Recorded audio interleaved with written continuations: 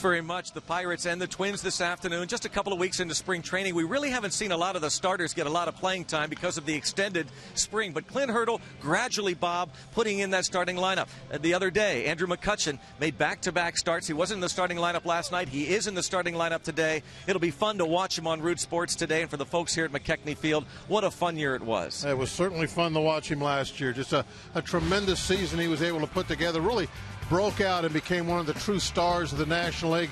In fact, for most of the season, all the way into September, there was a ton of talk that he possibly was going to be the MVP of the National League. Our Barrel League leader, no doubt, Andrew McCutchen. Barrel driven to be better, and he finished third in the National League in MVP as it turned out. And a guy that got maybe Cy Young talk halfway through the year was A.J. Burnett. He put a solid year together, his first season with the Pittsburgh Pirates. We'll get a chance to see him on the mound today. Statistically speaking, his first two starts, not that great down at in Florida. Yeah, so far he's had a tough time finding the strike zone, but that's what spring training is for.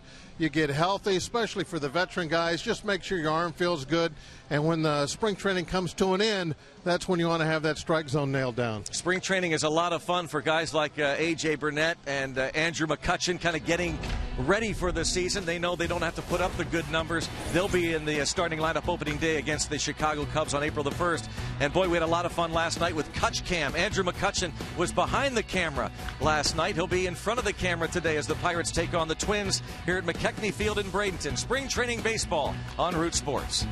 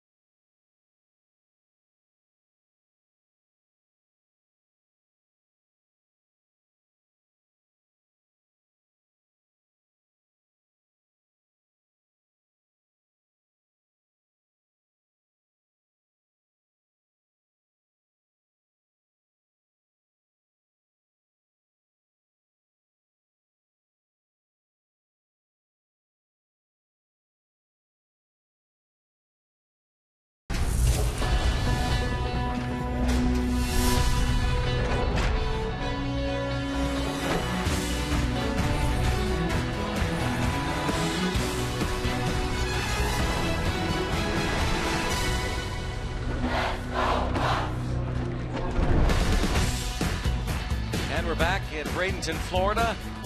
Beautiful day for the beach, beautiful day to be at the ballpark. Newly renovated McKechnie Field.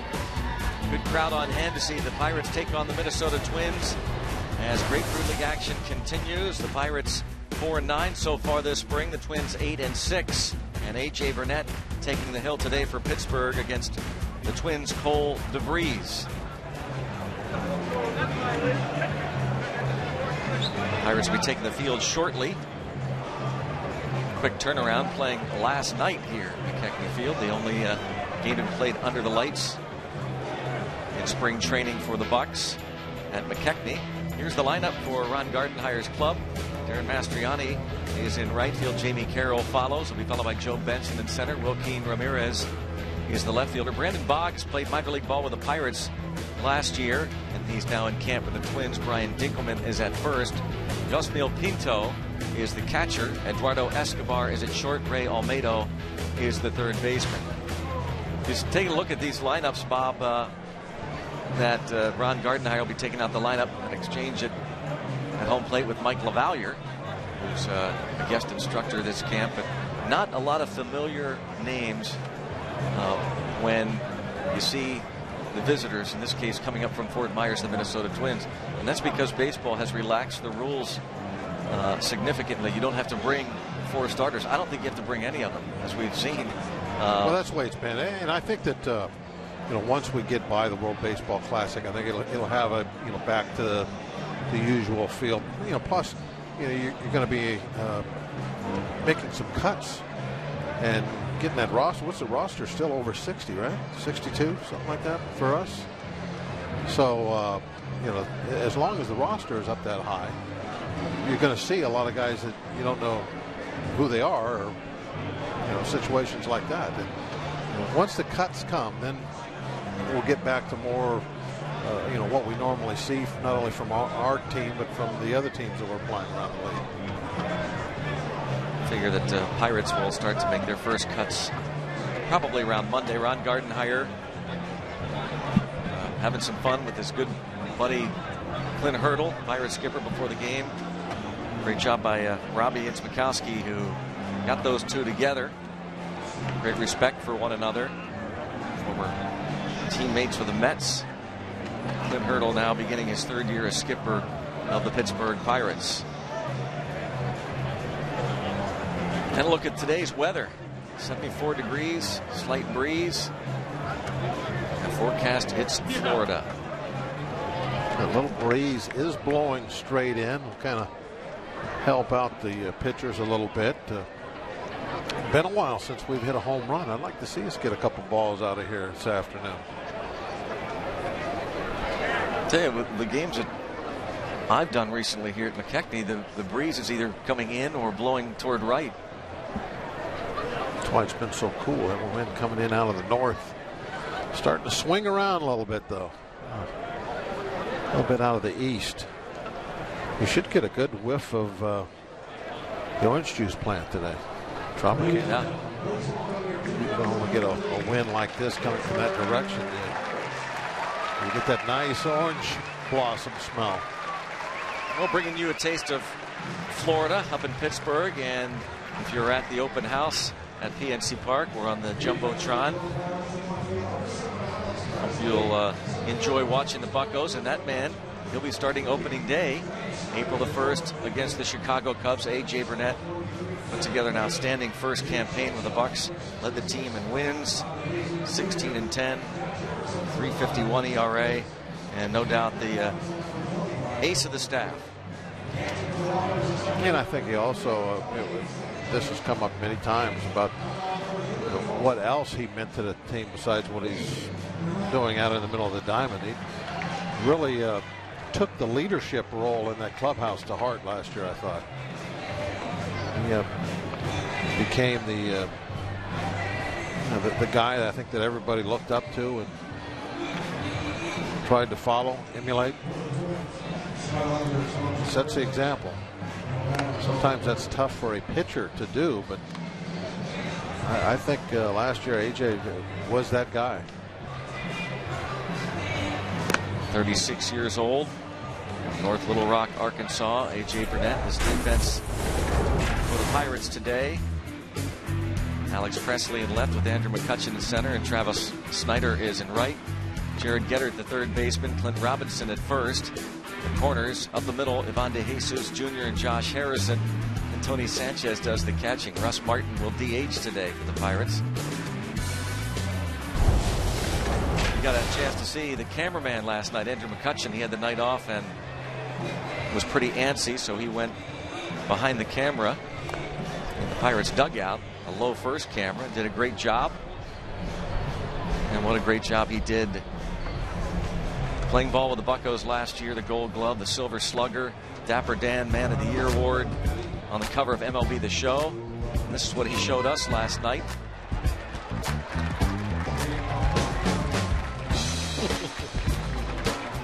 He took it pretty seriously. He was behind the camera for a couple of innings. Got the thumbs up. He thought he did a great job, and he did do much better as time went on. Last night he had a lot of fun with it. His teammates having some fun. That looks a little excuse me, easier than it is manning one of those cameras. Kutch had back-to-back starts, so he had last night off against the Orioles. He started down in Fort Myers against the Red Sox on Wednesday, and again on Thursday against the Rays. As Clint Hurdle starts to increase the playing time for his starters. And Mastriani takes a strike. And it's something that we just already discussed. We're talking about the starting lineups that we've seen for the visiting teams and some of the clubs that the games we've put teams out there, lineups. It just, you're so careful, I think, with this long spring training not to wear guys out early. I mean, we're still in the single-digit days. Today's the 9th. But it seems like we've been here a long, long time already. A base hit for Mastriani to start the game. They'll bring up Jamie Carroll. And again, there's an open house going on at PNC Park. Now, if you're not at the ballpark, you can still get involved because we got operators standing by all game long. Full season ticket plans on sale now. Enjoy the best seats to the biggest games. Of course, you get opening day against the Cubs, the summer concert series, including Kool and the Gang, Blues Traveler, Third Eye Blind, Neon Trees. Plans start as low as $676 for the full season plans. Call 1-800-BUY-BUCKS. Operators standing by, talking all game long about the different ticket packages, full season, partial season plans, individual game tickets, group tickets. 1-800-BUY-BUCKS. Should be a fun year. A.J. Burnett and the Pirates are quite confident that this is going to be the year that the Pirates get over that hump. As some of them have been saying, they've got a chip on their shoulders. And another pickoff. This is really becoming a story. That's the second runner that he has picked off already this spring. I believe that's 5 by Pirates pitchers that have been picked off first base. Well, this is a bugaboo, and especially with AJ.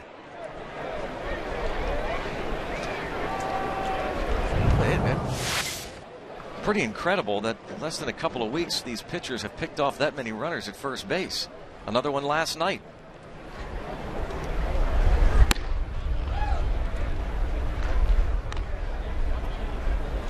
Now, what's the trick behind that, Bob? The varying the looks? Well, that's 3 straight pickoffs, by the way, in terms of games for the Pirates. 3 straight by one of the tricks is set the bar really low, being so poor at it last year that you get everybody wanting to run constantly. So guys are, and that's going to open up a door for you to make more pickoffs. Now, what you try to do, the basics is, you be quick with your feet, quick with your release, and throw the ball accurately over to first base.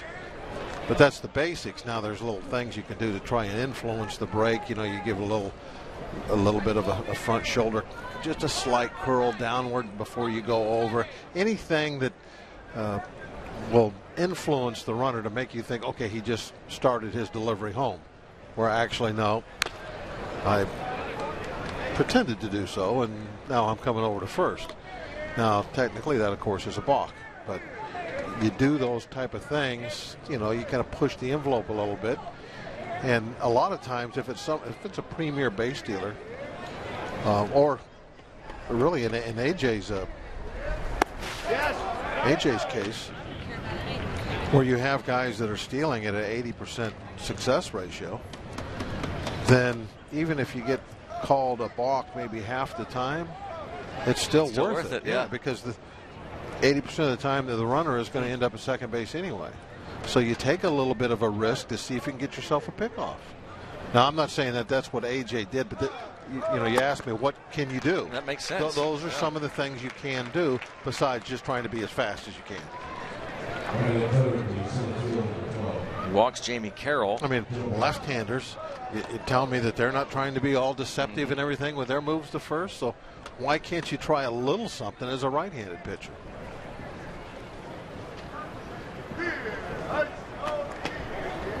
Joe Benson played in 37 games with the Twins last season. Competition in center field with Denard Span and Ben Revere being traded over the winter.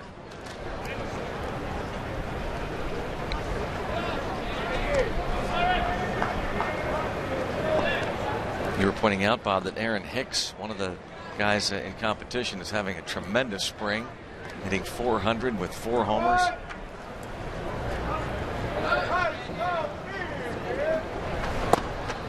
Yeah, some of my pregame research this morning, I was reading up and saw that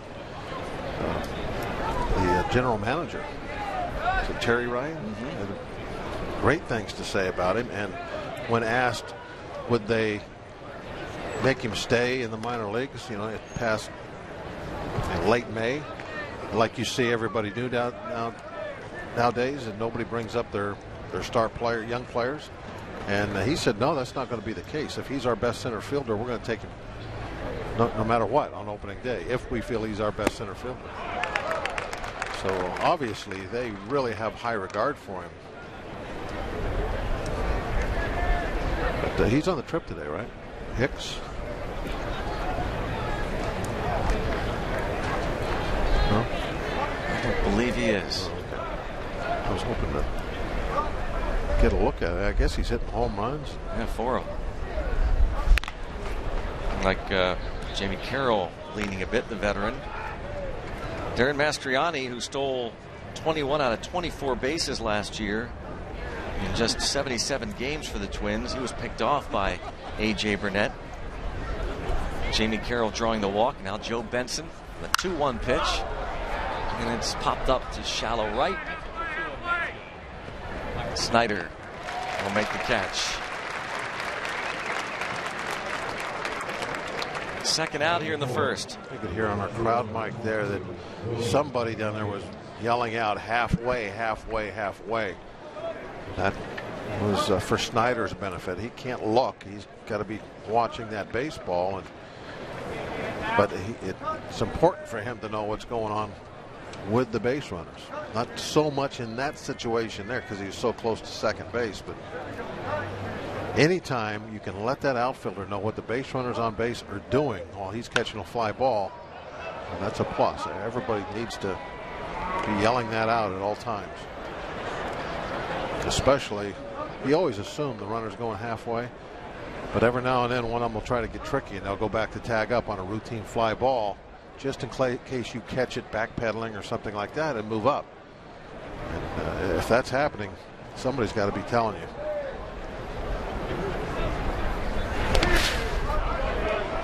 Blocked by Tony Sanchez. He's getting a lot of playing time because of the sore shoulder. Russell Martin been very active behind the plate and has looked strong defensively this spring. He is. He's been back to just about every game I've been to. It's amazing how much playing time he's getting.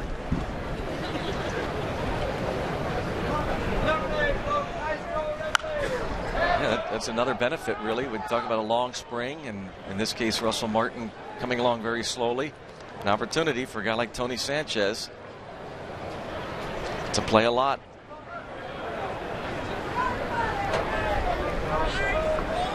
When the baseball classic is over and they start making cuts, then you'll see what normally happens. Strike 3 called. A base hit, a pickoff, a walk, a pop-up, and a strikeout looking. Pirates come to bat against the Twins. Spring training baseball.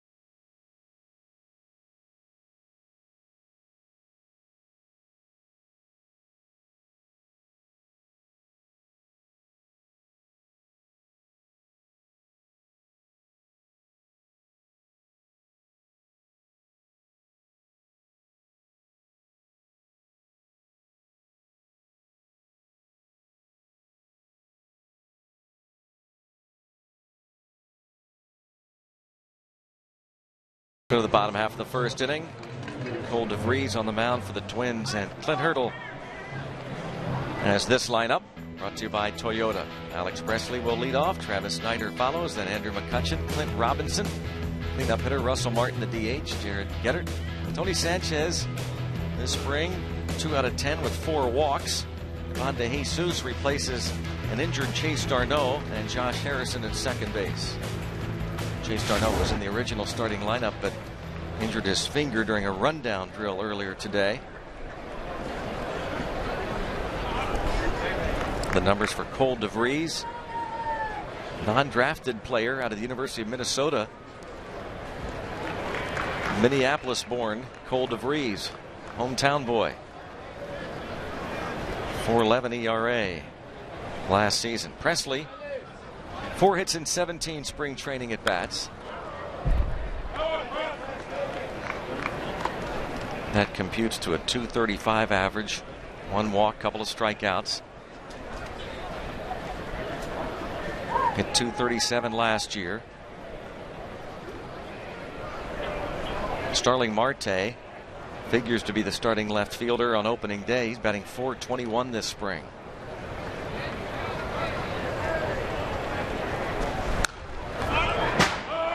And the story with this year, as far as who's playing who, is or who's playing where, is the backup positions in the outfield, really. Backup outfield, backup infield, the last couple spots on the bullpen, and the 5th starter. So Presley is trying to get one of those backup outfield jobs. So it certainly looks like the outfield is pretty much set. Snyder hasn't been made official, I don't think. I haven't heard anything about that, Greg, but Snyder, I think, is. And they've said it's his job to lose. Yeah. So a nice play there by a Buckrow fan, but a glove. Save somebody. That ball was hit hard. Yeah.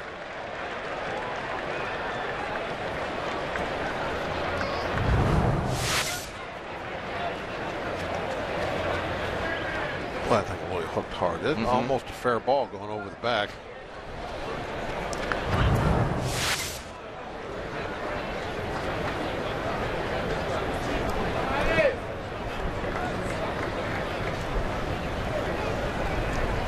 1-2 on Presley.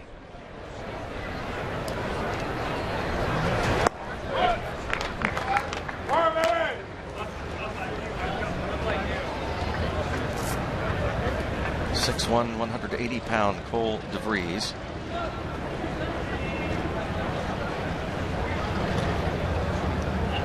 Alex Presley was the opening day leadoff hitter and starter in left field last year. Just get that on base average up there. Well, that was in on him. He fought it off and rolls it toward third, and no chance for Almedo. Infield hit for Presley. Presley, very good quickness, base stealing ability. Very good in the outfield on defense.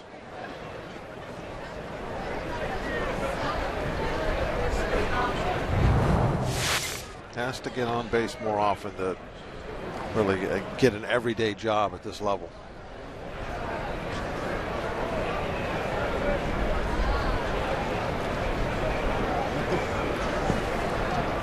And Travis Snider is considered the right fielder every day right now, as you said, Greg, and his job to lose.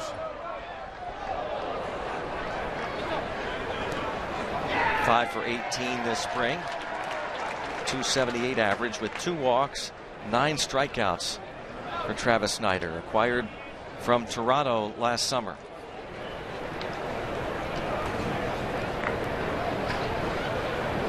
.25 years old, native of Kirkland, Washington.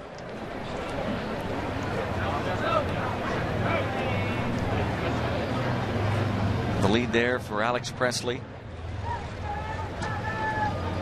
Pretty good lead. You see Alex getting kind of fidgety out there. I think obviously that's what you're looking for from the bench, and that lets you know that the runner is looking to go. That's why they put on that hold and step off a lot, because they want to see what the runner is going to do when he gets out there. Does he give anything away? And certainly watching Presley, that first lead he had, you could tell he's wanting to run.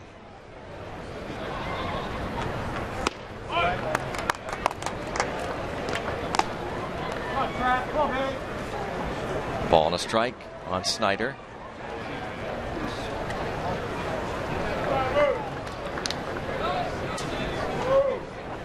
Snider first came over last season. He pulled everything.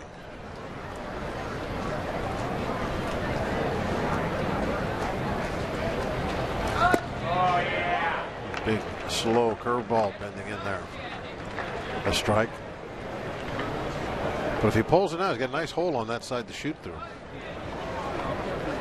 Ground ball into that hole, then the Pirates will be in business. This will be first and third. Presley's speed.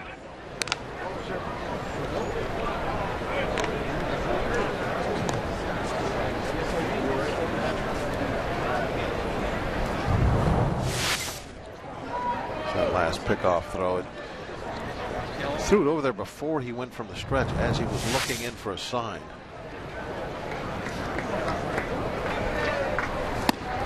I bring that up because that's something that the Pirates were talking about doing a lot of in spring training, going over there.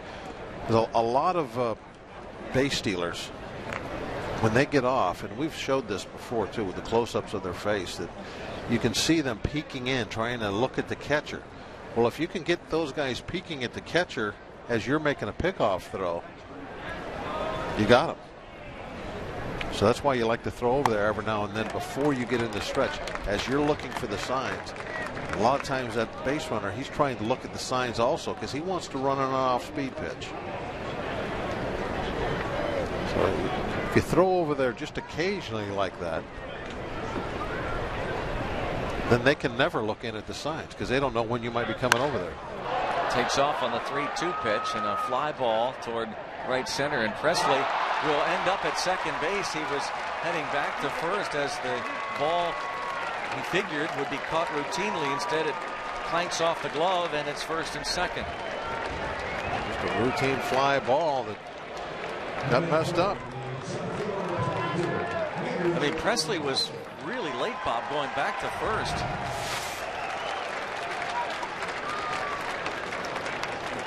He ate. Here on the center fielder, Benson. He's going all the way. He knows where the ball is. He tags. He's right ready to go back. Now the ball's off the glove. I think he would have made it back. Now I wonder if somebody was yelling to either Benson or whoever about how far he had gone, and in the haste, not looking the ball into the glove. It's possible. A little bit of contact can throw you off a little bit. And it just, for whatever reason, we see more pop flies, more fly balls every year in this ballpark get messed up by far than anywhere else we go.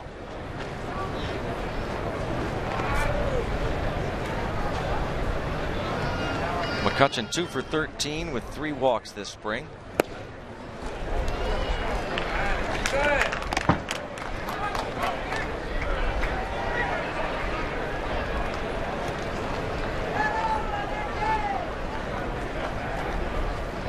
Presley at second, Snyder at first.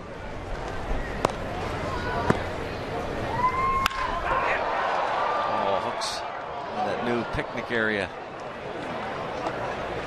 Haven't seen anybody jumping in front of that one trying to catch it. It had a little something on it.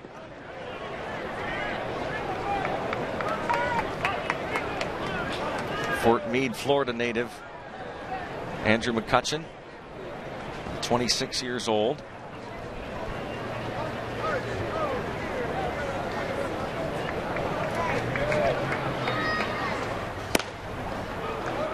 Two and two. Tim Welke, home plate umpire, puts up the right fist. 2 balls, 2 strikes on McCutchen. Led the National League in hits last year, 194.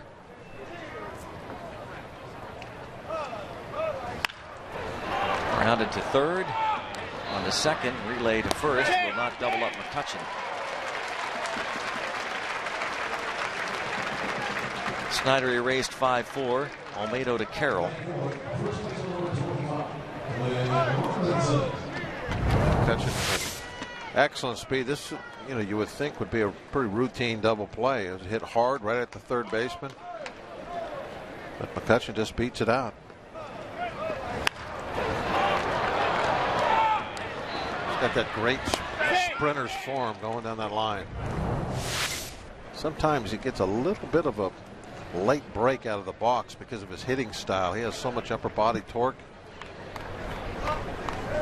that he's got a lot of momentum kind of going away from first base as he finishes his swing, and it takes him a little longer than some guys to get that first step going. But once he gets that first step, he's as fast as anybody going down the line.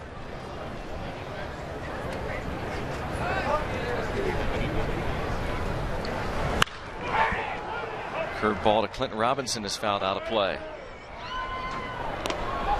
Clinton Robinson, a member of the 40-man roster, 3 for 13 this spring. Traded over from the Royals this winter.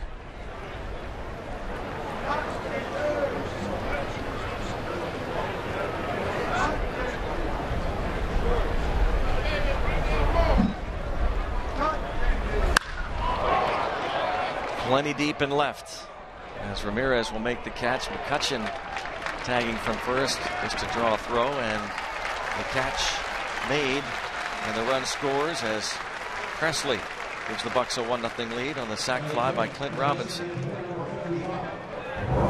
Always easier to get the ball in the air when you go the other direction. Don't try and pull the ball.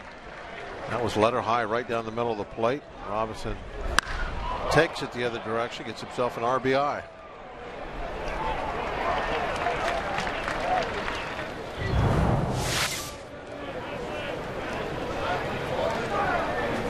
Here's Russell Martin. One thing that the only thing that Andrew didn't do well last year was steal bases. And that's going to be a goal of his this year, to get better at that. And these are the base stealing opportunities, or base stealing situations. You see the numbers last year. almost a certainty that he will go. And when there's 2 outs with a man on first, that's a running situation every time, especially somebody that's got the speed he does. And his success ratio last year was that in the low 60s, 62, 63%, right? Can't remember now what it said, but that with his speed, the elite speed that he has, he should be an 80% guy. He's going to the head first slide again, as he did early in his career, the second base. Figuring that'll give him an extra split second to reach the bag. He's 73 for his career. That's much closer to where he should be than what he had last year. There he goes. Pitches down low. Head first slide and a stolen base. So McCutchen steals second. He's being asked a lot about that this spring. Certainly wants to improve upon it. That's his first steal and a couple of chances. He's got that brace on his wrist, left wrist. Protective device. That'll give it a little support as it slams into that base.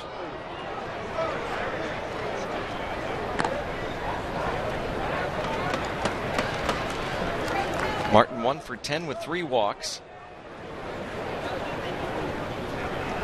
We're hearing he will catch one of the games tomorrow.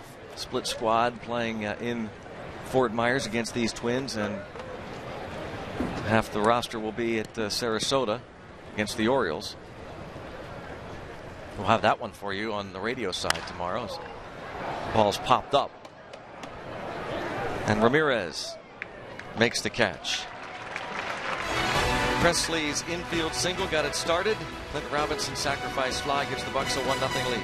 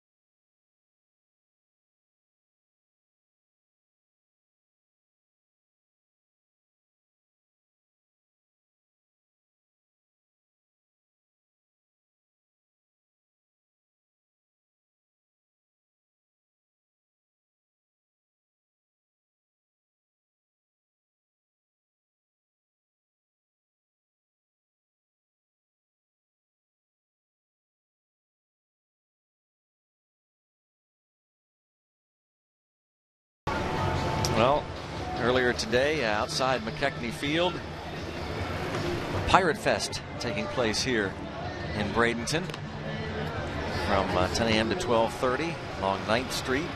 All kinds of activities for young and old alike taking place. A lot of things happening at PNC Park today with the open house. We remind you to bring your group of 15 or more. In addition to tickets to the game of your choice, your group could have the opportunity to sing the national anthem, watch batting practice from the field, throw out the honorary first pitch, and much more. Call 1-800-BUY-BUCKS and order now. Attending a Pirates game at PNC Park, the perfect place for your company, your church, youth sports team, civic organization, any group. 1-800-BUY-BUCKS. Get ready for the 2013 season, which begins April the 1st. Opening day against the Chicago Cubs, and A.J. Burnett will get that start against Jeff Samardzija.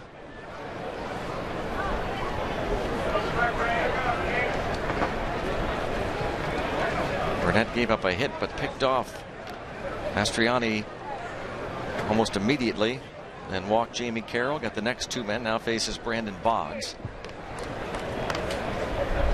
The DH today. Boggs, a switch hitter, bats from the left side at .259 at AAA Indy last year for Pittsburgh. Challenge for any starting pitcher in spring training is to work on that control. Make sure that that is where you want it to be. First week of April rolls around. AJ had a little bit of a problem with that his last outing. He walked a couple of Phillies in, I think, with the bases loaded. He gave up 4 runs in 1 1/3. 2 walks, couple of strikeouts. I would imagine today he's going to redouble his efforts to have that strike zone nailed down. Line right at Josh Harrison.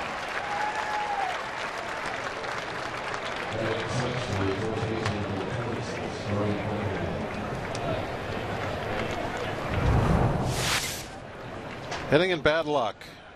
Right on the money, but Josh barely had to move.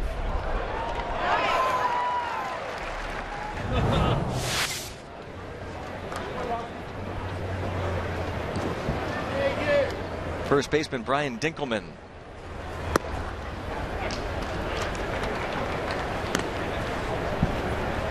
Justin Morneau, starting first baseman, is with Team Canada, part of the World Baseball Classic.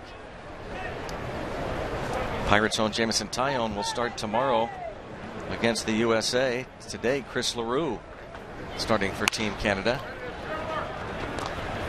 De Jesus quickly off with it. 2 down. AJ certainly listening for sure, going after the hitters in that strike zone. Usually the toughest part is to get the breaking ball, or if you're a splitter type guy, whatever your main off speed pitch is, to get that into the strike zone, and sometimes not just in the strike zone, but where in the strike zone you want it. That's right there. That kind of comes later sometimes in spring training. You got to get a feel for those type pitches.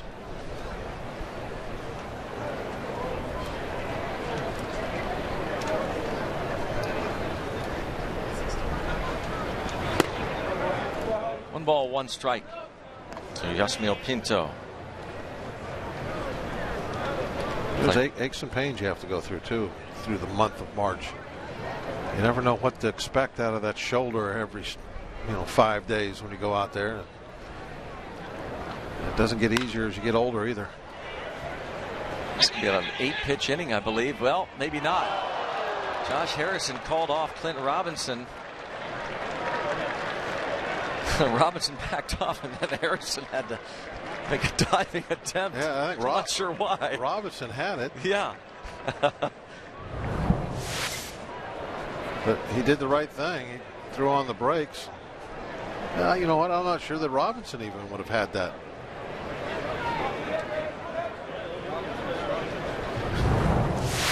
That's spring training, so it just means you get to throw a few more pitches. That's what you want to do anyway.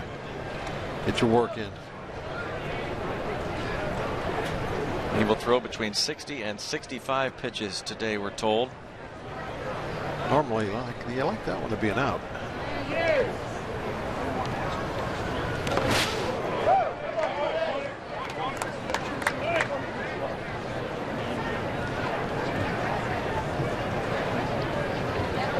Two count now.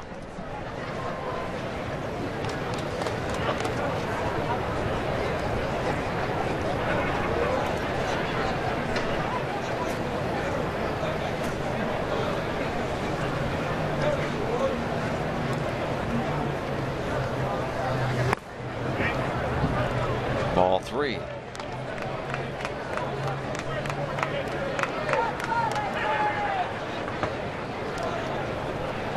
Interesting to see what pitch selection is on this 3-2, 2 outs. Got him a fastball up and in. Easy ground ball. Oh, yeah. Not that easy, I guess. Well, inning ends. 1-0 Buccos.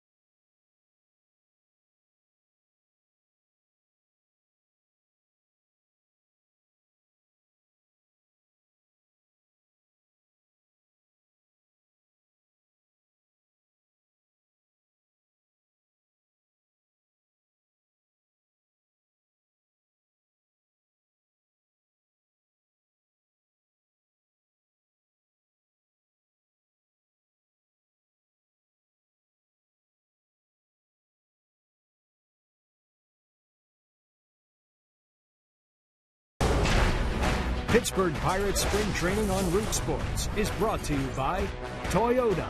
Now's the time to go places with Toyota. Visit buyatoyota.com for special offers. Let's go Bucks! 1-0 Bucks here at McKechnie Field in Bradenton. Saw last night Robbie was showing us a lot of the renovations that were made here over the winter. We'll check in with Robbie Itzmakowski next half inning as Jared Geddert steps in, getting the start at third base. A non-roster invite. Signed a minor league free agent deal in November with Pittsburgh, and a strike there in the inside half from Cole DeVries. Geddert 5 out of 13.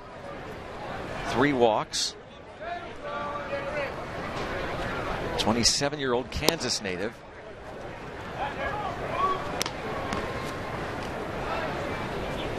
Seven years in the Cleveland Indians organization. Last year, AA and AAA ball with the Tribe. Combined to hit .311, 19 homers, 77 RBIs between Akron and Columbus. You never know. Occasionally you get a late bloomer. Remember when that many years ago we were giving the same type stats about Garrett Jones, minor league free agent. Spent a lot of years coming through the Twins organization, and he ended up with a pretty good player. Speaking of Garrett Jones, he's been sidelined with a strained left oblique. A walk to Geddert. Brings up Tony Sanchez. HGH Sports Medicine injury update. Garrett Jones scratched from Thursday's game because of the sore left side. Will be reevaluated, but again, that is one of the benefits. You get injured early in spring, a lot of time to recover.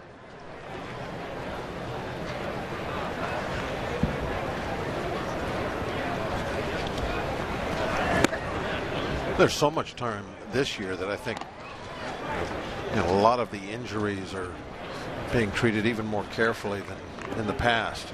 Really, no reason to push anybody to do anything because there's so much time. I think Russell Martin falls in that category, Bob. Exactly. I think Jeff Karstens. I don't think there's anything wrong. I think Karstens they're bringing him along very, very slowly, getting him ready for April, the start of the season, as Tony Sanchez pops out to shallow left center. Sanchez 2 for 11 this spring.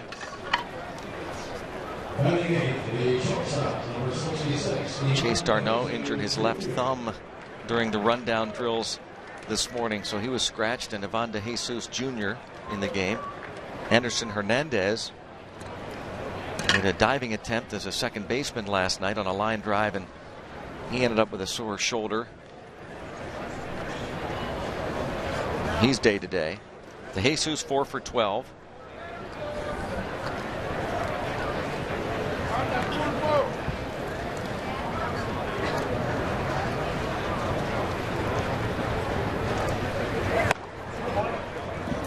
Neil Huntington show tomorrow. Right?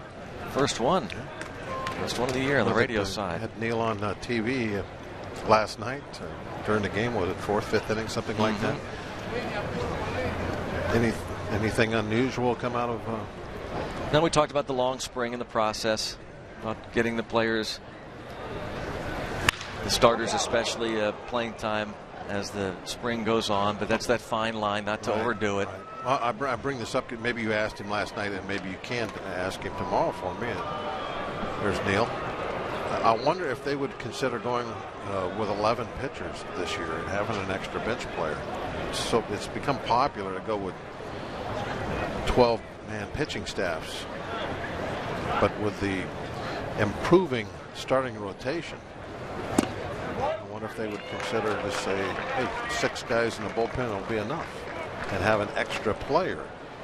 You know, that's going to really, if they would do that, that would really impact, you know, what we've been talking about with the outfield and the bench. Curveball just barely staying high enough for a strike. It didn't sound like it because we talked about the makeup of the bullpen, and it sounded like they were going to go with seven again. But it's a question that comes up every spring, and my guess is that as the season goes on, if those starters show that they can go deeper into games, because I think that Clint Hurdle, my guess is that Clint Hurdle would like that extra guy, position-wise. Well, I know in my playing time, I went through the transition of 10-man staff was kind of the normal. So you had a lot of extra guys on the bench. And then it went to an 11-man staff. Well, I guess that became kind of a normal thing in the mid-'80s. And now it's gone to a 12. And the benches just keep getting smaller and smaller. I realize in American League Baseball, that's no problem. I mean, who cares? You can have as many guys in the bullpen as you want. You don't need anybody on the bench. But in the National League, there are certain times during the season it would help out to have an extra guy on that bench.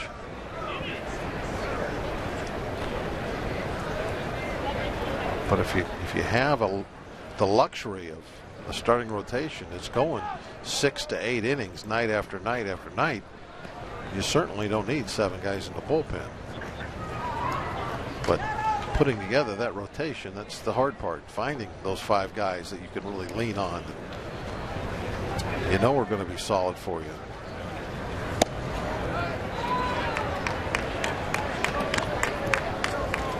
Josh Harrison spent all of last year with the Pirates. First full year in the big leagues. He's 1 for 14 this spring.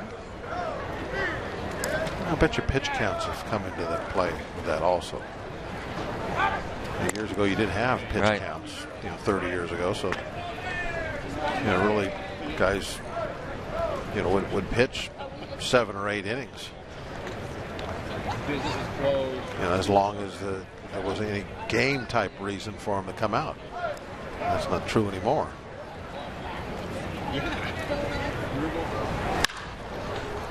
Popped up to right. Mastriani should be easy for him, and it is. Leadoff walk doesn't amount to anything, and through 2 innings, McKechnie and Bradenton, the Pirates lead the Twins in Grapefruit League action 1-0.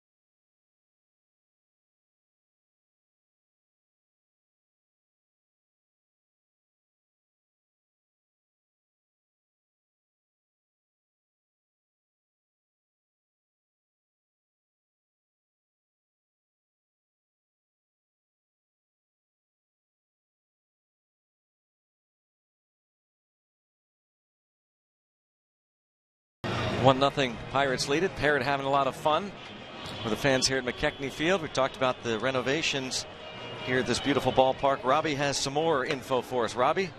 Greg, I'm sitting here in one of the reserved seating areas here. It's a new area added over one of the walkways here to take you out to the fan plaza. But the seats here are now the traditional flip-up seats that you would see. It wasn't like this. And the cool thing that the Pirates did, they took the old seats here at McKechnie Field and they sold them $25 a piece. And over $2,000 was raised for Pirates charities. The proceeds from the sales of the seats went to Pirates charities. So it's a pretty cool thing. Not only are they able to enhance the fan experience, give you traditional seating, but also raise money for a very good cause. And there's a guy next to me here with a big bucket of popcorn, so I'm going to be here for a little bit while you guys continue calling the game, okay? All right, we'll get back to you then. Robbie, thanks for that. That's good stuff. Pirates, again, putting in those new seats and then helping Pirates charities out. The sale of those seats. Eduardo Escobar at the plate against A.J. Burnett. Just foul. Pirates having their open house at PNC Park. You can take advantage. Operators standing by, 1-800-BUY-BUCKS. Take advantage of the partial season ticket plans that are on sale now. The 41-game half-season plan features every Friday, Saturday, and Sunday home game, plus opening day against the Cubs, starting as low as $397. 20-game plans as A.J. Burnett takes care of the first batter, Escobar. 20-game plans, you can choose from one of 3 plans that feature Saturday, Sunday, or weekday games. 20-game plans start as low as $202. And they're the 10-game plans, very popular. Also 3 great plans to choose from based on days of the week. The 10-game plan starting as low as $120. Again, order now by calling 1-800-BUY-BUCKS or just call to get more information. 1-800-BUY-BUCS. All kinds of packages available to fit your needs. Ray Olmedo takes a strike.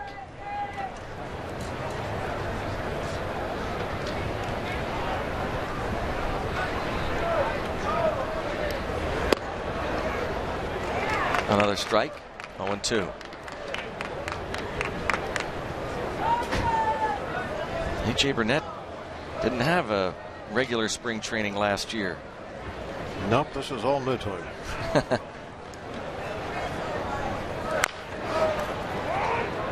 Should be easy, and it is. 1-3 on the putout. Don't miss our final Pirates playback game of the season. Go back to the Pirates game against the St. Louis Cardinals August 28th last year. Pedro Alvarez has 2 home runs that would help put the Pirates over the Cardinals, keep them alive in the wild card race. Pirates playback Monday at 7 here on Root Sports.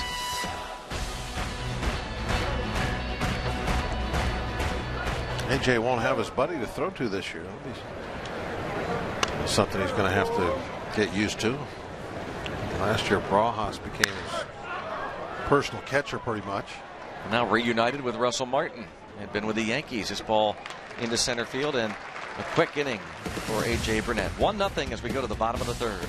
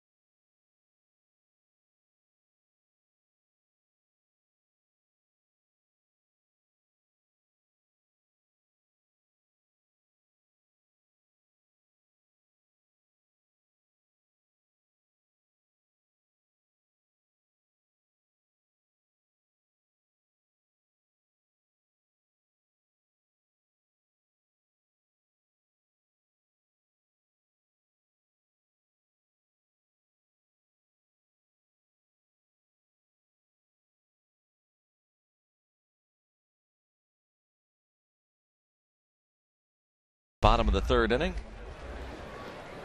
Spring training happening in Arizona and Florida. The Cactus League in Arizona and the Grapefruit League here in the Sunshine State, as Alex Presley leads off 1-0 Pirates. He led off the bottom of the first with an infield single. Went to second on an error on the center fielder, Benson, and later scored on a Clint Robinson sacrifice fly.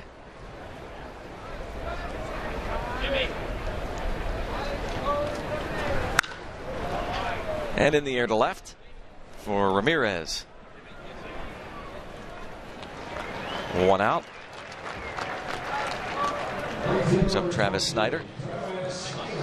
Pitching coach Ray Searage joins us. Thanks, Ray, for being with us. Hi, Brownie. How are you? We're doing great. How about you? I'm doing outstanding. Thank you. Busy spring for you, isn't it? Oh, my gosh. I tell you, I don't have enough hours in the day. I mean, we've been talking a lot, Ray, about how different this spring is because of the World Baseball Classic. There are extra games. In a way, can that benefit the pitchers anyway? A positive sign from that. Oh, most definitely. You know, they get a lot more throwing in. They get a lot more time to sharpen their craft with their pitches and stuff, and it gives us a little bit more time also to work with them. So it's not like a rush type of situation, and all things work out well. Hey, Ray, this walking, you got to kind of change your approach, so I guess with long spring training with some of the older guys to, let them save their ammo, or do you just, let them go? No, you're right on the money right there. You know, they're getting they'll get their starts, but they'll also get some extra days in between for their sidelines. They might get an extra 2 days. You know, they might have two sidelines, one a normal one and one a real light one. So they might be throwing every 7 days in order to line them up for the possibility of them starting on a certain day in April. So it helps them out. It's not like it's every 5 days and then we're just keeping our nose to the grindstone. It also gives them a little bit more breathing room, a little bit more time to throw a long toss, to keep that arm strength and to work on some things that we need to address. And still plenty of time to let Karstens get ready for the number 4 spot, I guess, in the rotation. Exactly. It works out for us that way, and Jeffrey is coming along well. He played catch today after he threw that BP in 1 inning of sim yesterday with normal stiffness as everybody else gets through this, and he did a fine job, and now we're going to try to set him up for a couple of innings in a minor league game and raise the progression of intensity that way. Ray, how nervous are you that Jason Grilli and Chris LaRue are pitching somewhere else? Oh, God. I guess that answers the question. Yeah, just had to go there, didn't you, Brian? Do you pay real close attention to it? Oh, gosh, yeah. I mean, the other night, Grilli throws 34 pitches. He's snorting and grunting, and fire's coming out of his ears. I'm like, oh, gosh, this is not real good. I'm really happy that they're able to pitch for their country, but my concern is the Pittsburgh Pirates. I'm sorry, I'm selfish that way. But it just scares me, that the level of intensity has really jacked up because of the WBC. I should mention Wandy Rodriguez as well, and of course every pitching coach in baseball, I'm sure, feels the exact same way about that classic. It's good on the one hand, and Ray, for a guy like say Chris LaRue, if he were on the bubble. Let's just say he's got a chance to make the club out of the bullpen. If he performs well in the World Baseball Classic, is that an extra feather in his cap, or does that not matter? No, it matters. He's going to be facing some really good hitters from the major leagues. It matters. But to my Andrew hit that one pretty good. Sure did. To my my favor is that I'd like to see him pitch good in front of me. But obviously, the WBC, and I understand all that. And again, I say I'm being selfish, but it's not going to hurt him if he pitches well there. But hopefully, he's only there for a short amount of time, and then the rest of the time he's with us here. Ray, thanks for being with us. Thank you. I really appreciate it. Appreciate Ray Searage. We'll be back. 1-0 Bucks.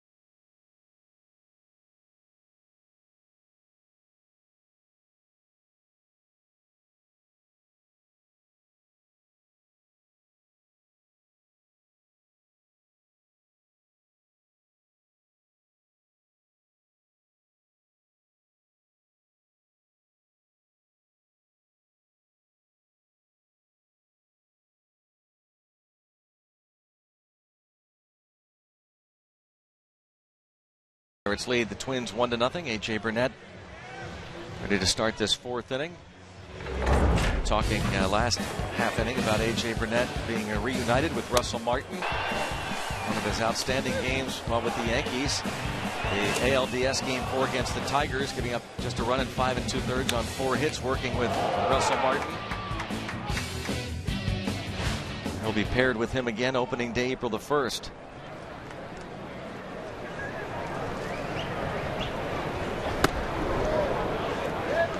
Jamie Carroll takes ball 1. I wonder how they'll do the catching splits. With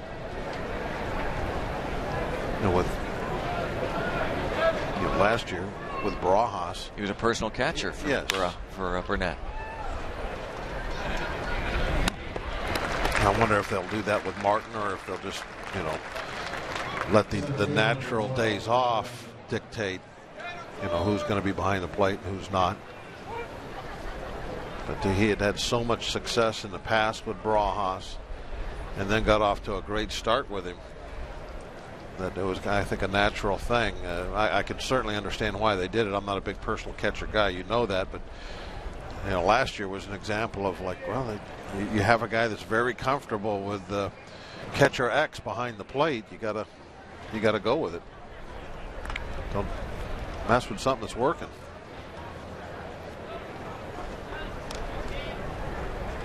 But ideally, who's going to be behind the plate on a game-by-game basis, that you would rather have that dictated by who's pitching for the other team and how many straight days has the other guy been behind the plate, that sort of thing.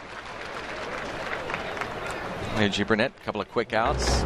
He's given up 1 hit. That was the leadoff man. Given a couple of line drive outs as well, including that one by Joe Benson. Good pickoff there. We talked about that being something he's really working on a lot, and that curve ball to the back foot on the left-hander, swing over the top. We saw that a ton last year. The main thing I think for him today, as we mentioned earlier, was the control. After his last start where he's a little shaky, I mean, a veteran guy, that's always what it is. He's not trying to make a team or anything like that. He wants to be healthy, and he wants to have the control of his pitches, especially in AJ's case, the curveball. He wants to be able to throw strikes with that anytime he wants, and when he gets ahead in the count, throw it down there, that back foot to the lefty, down and away to the righty. And once he gets those two things going for him, we saw the results last year. What happens? He has a hard, short curveball. Some guys would probably call it a big slider, but it is really a tough pitch when he's throwing it over the plate when he wants to, and getting it down out of the strike zone and getting the chases. Doesn't quite have the velocity he had, say, 5-6 years ago, but doesn't really need to be throwing into the mid-90s as long as he can control that curve of his. Ramirez almost offered at that pitch. Joaquin Ramirez struck out looking in the first.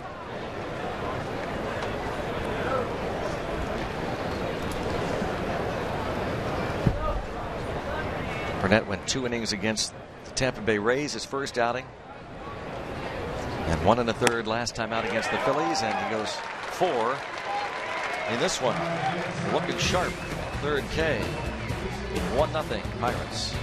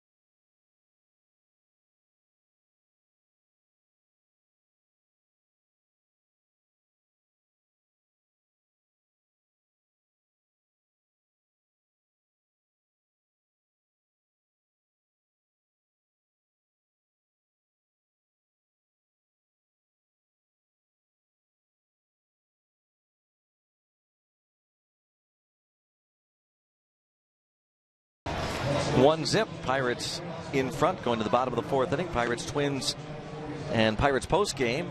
Just the start of the big day here on Root Sports. The Pens are on the road in Toronto tonight, looking for another win against the Maple Leafs. Catch all the action starting with Pens pregame tonight at 6:30 on Root Sports. Well, Pirate players are Pen fans and hockey fans. That's Russell Martin going up against Brandon Inge, acting as the goaltender, with like Clint Barmas watching by as well. Russell Martin, a Montreal native. Brandon Inge, longtime Tiger, and still makes his home in Michigan. I understand that such a big fan, and his kids are hockey players. He had a rink put up in his backyard. It's getting pretty serious. Hard hit off the chest of Jamie Carroll. Clint Robinson, who had a sacrifice fly to left field, accounting for the game's only run, is retired 4-3. And it brings up Russell Martin. There's a rink at the end of our street when kids were growing up. They called it a pond, but when it got cold, they went skating on it. Snag bluegills out of it in the summertime. It's dual purpose.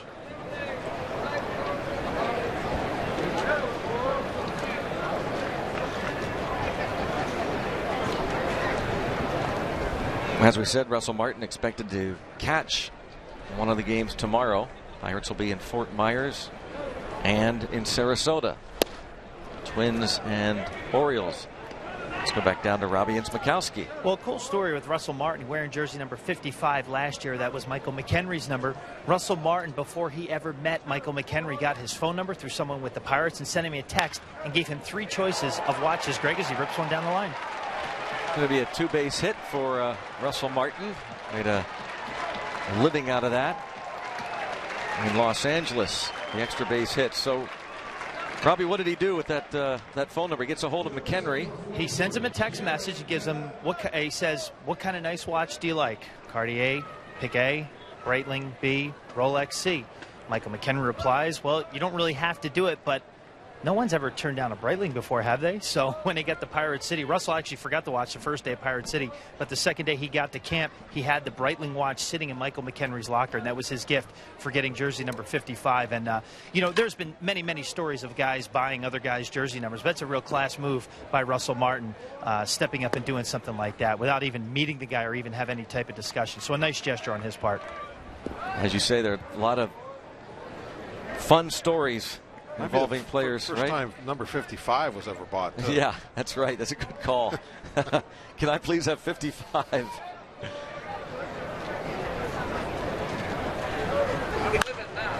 Was it A.J. Burnett, Bob, that promised Daniel McCutchen one of his kids like scholarship? Yeah. Number 34. I think Daniel McCutchen is now in Orioles camp. Yeah, he got roughed up pretty good the other day. I was looking at some box scores. He had a bad line.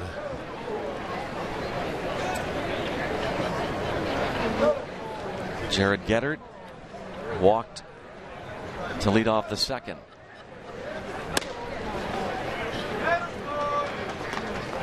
Hard he's throwing. That one sounded fast. Popped the glove good. Casey Fine. 91. Sounded better than it was.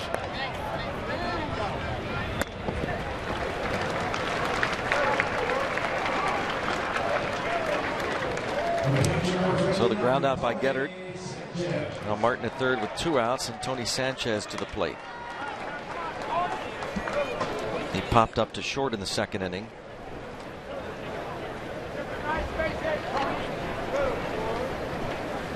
I'd love to see Tony Sanchez step up and have a solid year.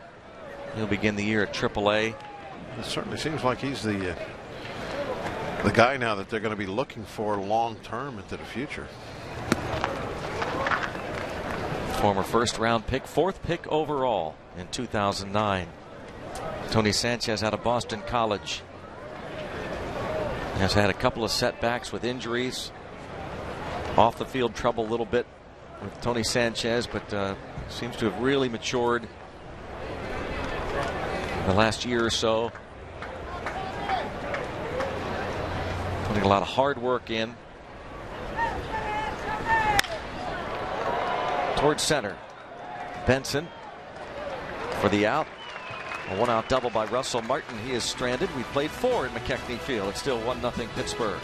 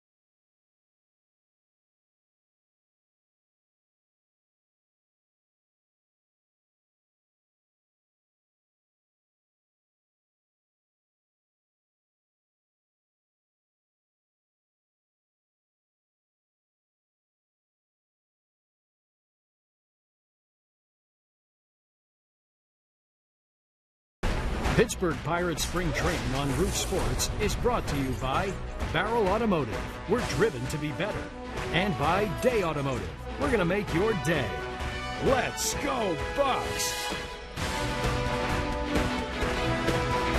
What's happening here, Look at Bob? those. Look how many buzzards there are. What is out there. happening They're here? like pigeons on a park bench, eh? Look at that. Have you ever seen so many buzzards in No. one spot without a zebra laying around? That's really bad. Something bad happening over there. You know what that is? That's where the bullpens are. They're always looking for dead arms. They're hanging out by the bullpens. Look at that. Look how many of them there are. Yeah, they're all redheads. It's a good line. No sense in saving that for the regular season. No, we won't see the buzzards Yeah. like that anywhere else. A lot of buzzards here in Florida, though.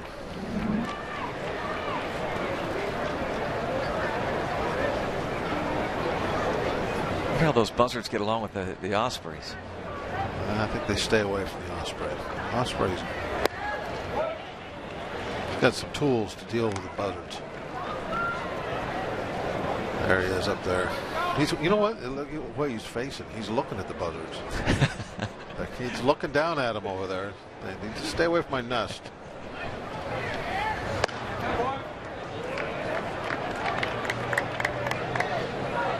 What was it, last year or year before last, on one of our telecasts? We had him actually sitting up there eating a fish. Yeah, a couple years ago. Is it no contest? He wins the buzzard fight? Well, the buzzards have numbers right now, Yeah. as we can see. Yeah. So he might be a little nervous about that.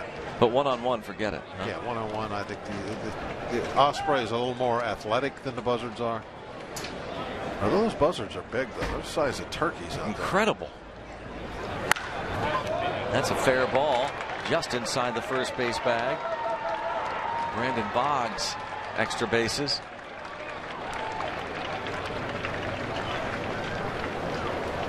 Double for Boggs. Leadoff double. And the second hit off Burnett. Right down the line.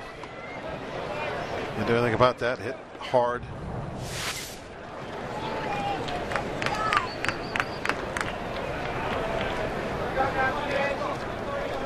AJ would like a nice clean fifth inning here.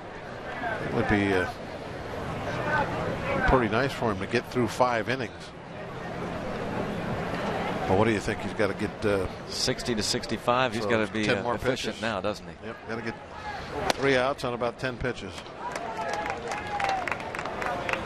Jared Hughes up in the Pirates bullpen.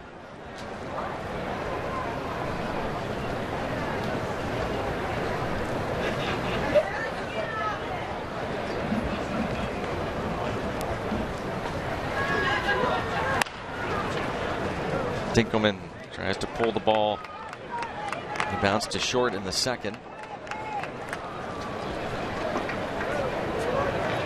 The World Baseball Classic will be starting soon. Canada against Mexico. Justin Morneau at first, and in the starting lineup with Chris Leroux on the mound for Team Canada. The NAFTA game.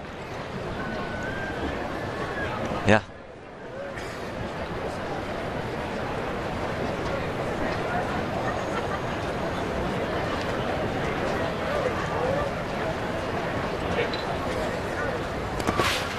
Another good block by Tony Sanchez. He has been, I mean, not getting any attention really. But man, he's just been tremendous behind the plate this spring. For the last couple of years, he's started to have a little competition in the minor leagues. See him get out there and block that ball with a chest protector.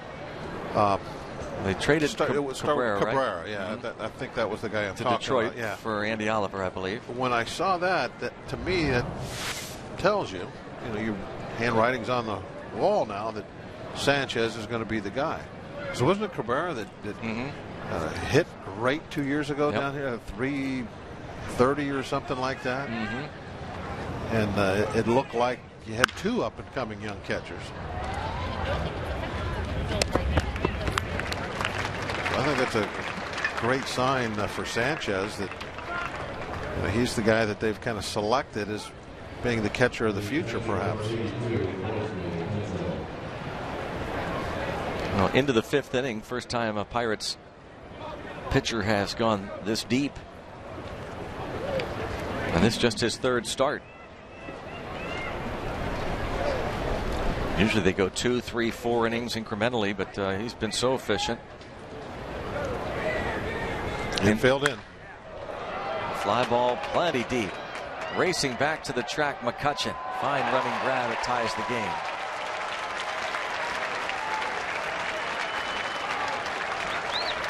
Yeah, McCutchen made that look very routine, but in this ballpark, even routine isn't.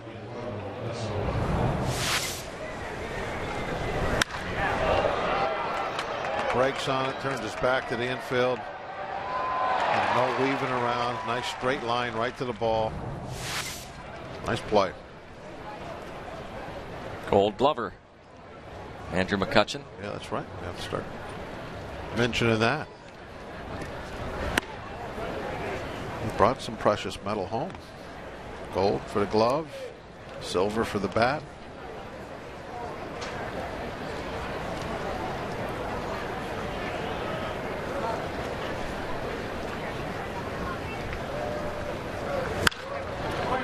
Ball, one strike. Silver and gold. Who sings that? Burl Ives. Well, he doesn't sing it anymore. Used to. Steve would tell us he's in the box. 1 ball, 1 strike. Steve's probably got that album at home.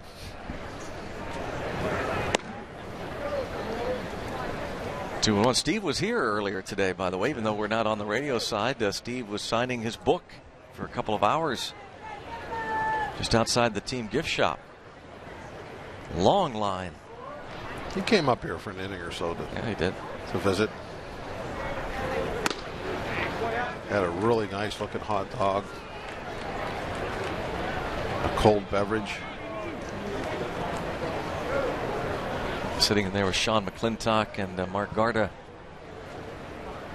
That's the executive booth today. Yeah. It's not the radio booth. It's the executive booth. They have executive suites. That's what that is today. The executive suite.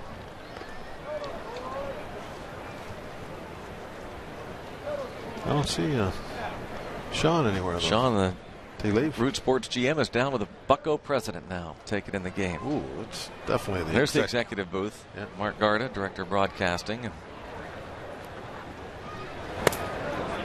ball 4. Putting Escobar on with 2 outs. Brings up Ray Olmedo. Well, he's at 65 pitches exactly now. And that'll do it. Clint Hurdle will go to the bullpen. Burnett goes 4 2/3. Gives up a couple of hits.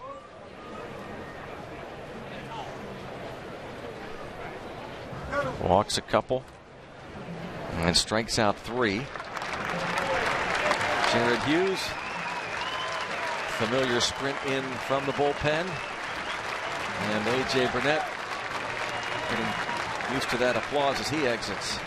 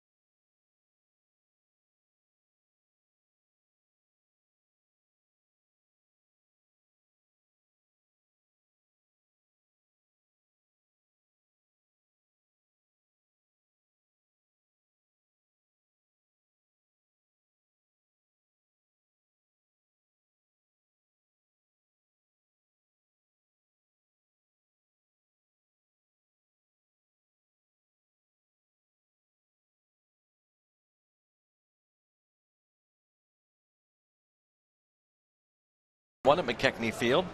2 outs. Runner aboard for the Twins. Jared Hughes. Last season, 66 appearances, 2.85 ERA for the Pirates. Opponent batting average just 226. Very strong season. This is 5th outing of the spring. He worked 3 days ago down in Fort Myers against the Red Sox. Pitched a scoreless inning.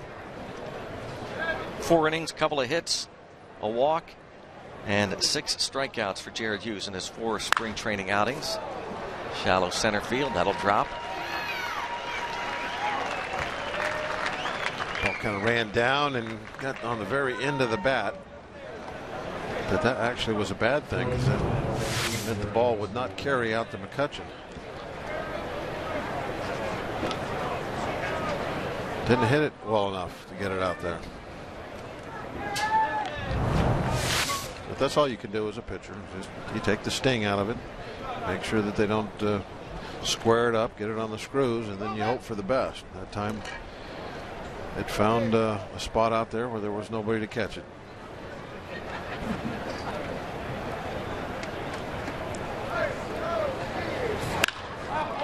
This line to the left. That one was hit a little bit better. Presley charging, throw toward the plate. Maybe about a 3-hopper. Escobar scores on the base hit by Mastrioni. Hitters being fairly aggressive with Hughes. Going up there looking to swing the bat, not taking. It looked like pretty much mid-thigh down the middle. Good pitch to hit, and it was hit well.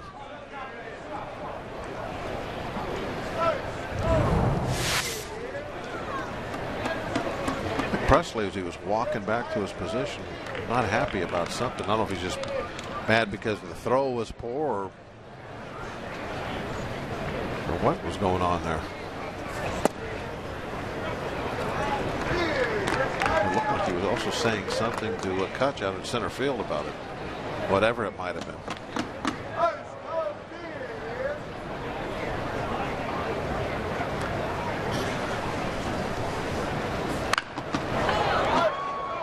Oh, 2 on Carroll.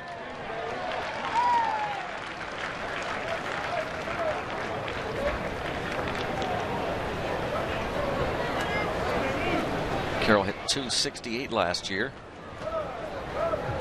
Pesky been around a long player, time. professional, many years.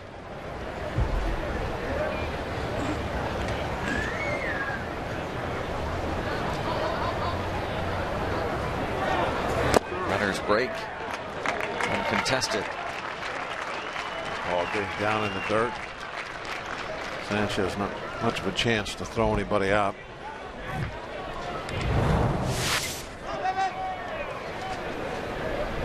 You know, most of the time you don't care about him stealing third, but in this case a double steal just puts one more man into scoring position. You want to prevent that.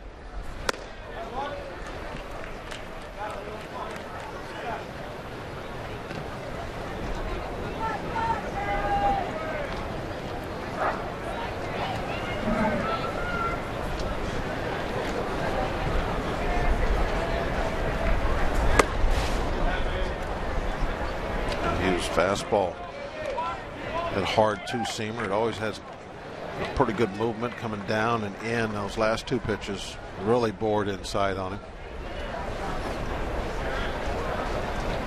When you're throwing pitches that are relatively straight, it's a little easier to hit your spots, obviously, than when you got something that's got movement on it.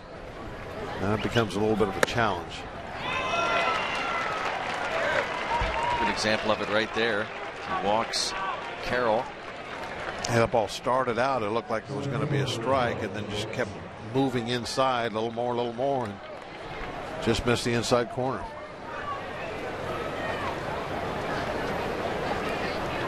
Ray Searage a visit.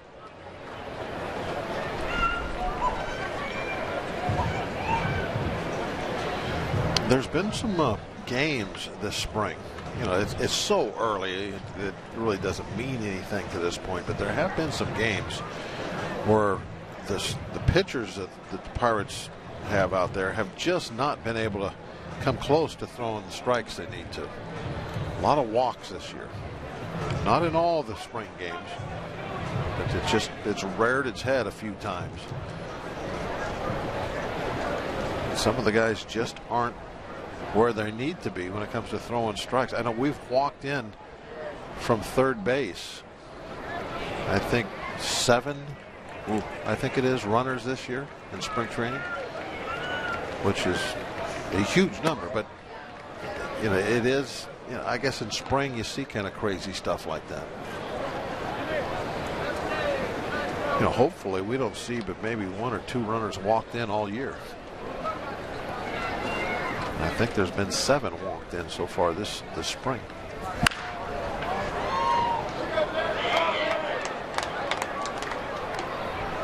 A 1-ball, 1-strike count on Benson. Joe Benson in center field today for Ron Gardenhire. A.J. Burnett, a couple of runs allowed, a couple of hits, 4 2/3 innings.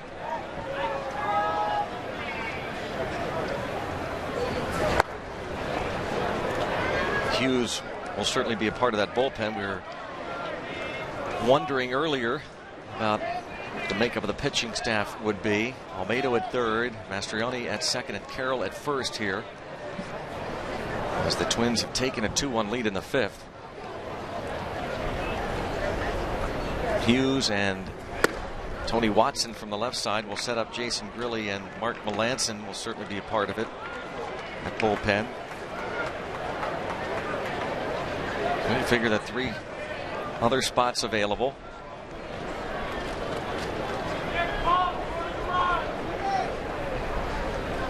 Pirates would like to have at least 1 more left-hander to help out Watson, if not, as Neil Huntington said last night, ideally 2 more.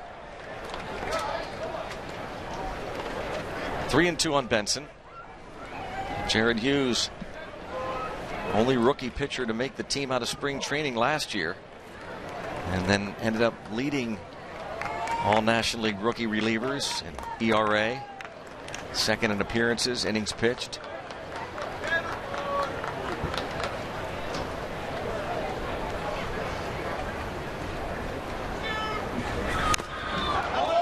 And still 3-2. That's an example of that last pitch, the good part of that movement. That ball looked like it was going to be a strike and then falling down out of the strike zone. That one had more sink than a sideways move. And that's another part of the movement. It's not always the same direction, and that makes it tough. Is the ball taken off, sailing, moving, jumping inside? Is it got good downward sink to it? Which way is it going to go? Stabbed by Hughes. The underhand toss. Twins get a couple of runs, take the lead at the halfway mark. Spring training, 2-1 Twins.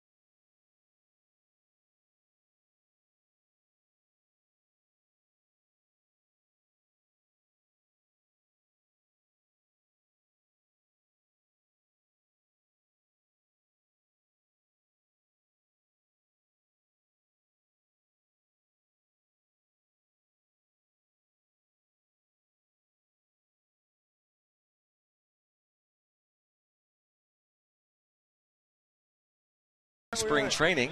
That's why that picture they take in 2 days, I shared it with the coaching staff the other day. I was fat last year, too, and I had to look at that picture all year. I'm getting there. I'm going to be, yeah, all of it, both, all of it. Take the field with the Bucks. Here, Clint Hurdle mic'd up during workouts and much, much more inside Pirates baseball spring training presented by Allegheny Sports Medicine Tuesday at 6:30 on Root Sports. Mic'd up, Clint Hurdle. It's always fun to hear the Pirates skipper. He has great relationship with his ball players, that's for sure. He is a communicator.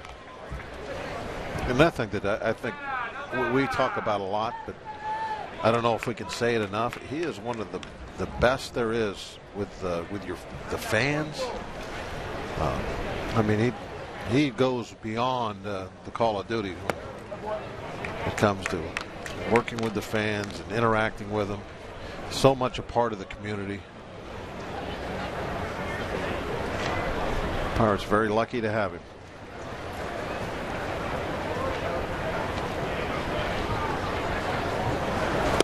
Jesus swings and misses. You saw some changes there. Dan Rolfing at first base. Brian Dinkelman moves to right, and Clete Thomas in center. Casey Fine's second inning. Jesus struck out in the second.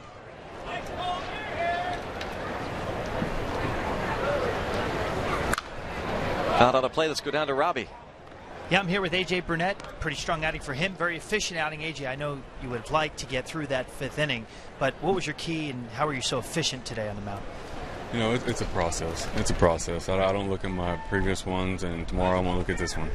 I'm just trying to get my arm ready to get that pinch count up, you know, and you mentioned the fifth. Yeah, you want to finish that inning. He came up to me in the fourth. He's like, "You going back out?" And I was like, "Well, yeah." He's like, "Yeah, 45 pitch." I said, "I don't normally have 45 after 2, you know, not after 4." So just attacking the zone. You know, we got the lead, and as a starter, you know, you try to get strike one and get the guys back in the dugout. You know, you had a fantastic year last year despite not having a full spring training. What is a full spring training doing for you this season? Making me tired. No, it's good. It's good. Skip Eckert said that the other day. You know, he came out the mound. He's like, "Hey, I'm taking the ball from you this spring. I didn't get to do that last spring, so it's fun. I enjoy competing. I enjoy being around these guys, and that's a lot of the reason that I am what I am is because these guys are here. First opening day start is ahead of you in your career, and it's been a long career for you. What does that mean to you to take the ball on opening day? It's special. It's special. It's that one day that you're that number one guy, and after that we all kind of filter together. But I'm excited for it, and I know Pittsburgh is, and it has been a long career for me, but my first opening day, it feels special because it's in that black and gold. And you'll be working with a guy you did in 2011 in Russell Martin. What's that experience going to be like this season, working with a guy you're familiar with? It's always a plus. It's always a plus to have that guy you have confidence in. I've said it before, catchers have to learn their pitchers, and we have to trust our catchers. And Russ has done a great job of not only getting to know these guys on the field, but in the clubhouse, and away from things, because that's when we who we really are. We're on the field, we're a little different. So he's done great, and I'm looking forward to what he's going to bring to the table. Thanks for stopping by, AJ. Yep, thank you. Greg? All right, Robbie, thank you. And thanks to AJ Burnett. Ivan DeJesus battles Casey Fine here. He pretty much, he told it like it is for a veteran guy. It's he's not trying to win a job. This ball is really tagged well, isn't it? Oh, yes, it is. Off the boardwalk to tie the game. DeJesus, his first home run of the spring.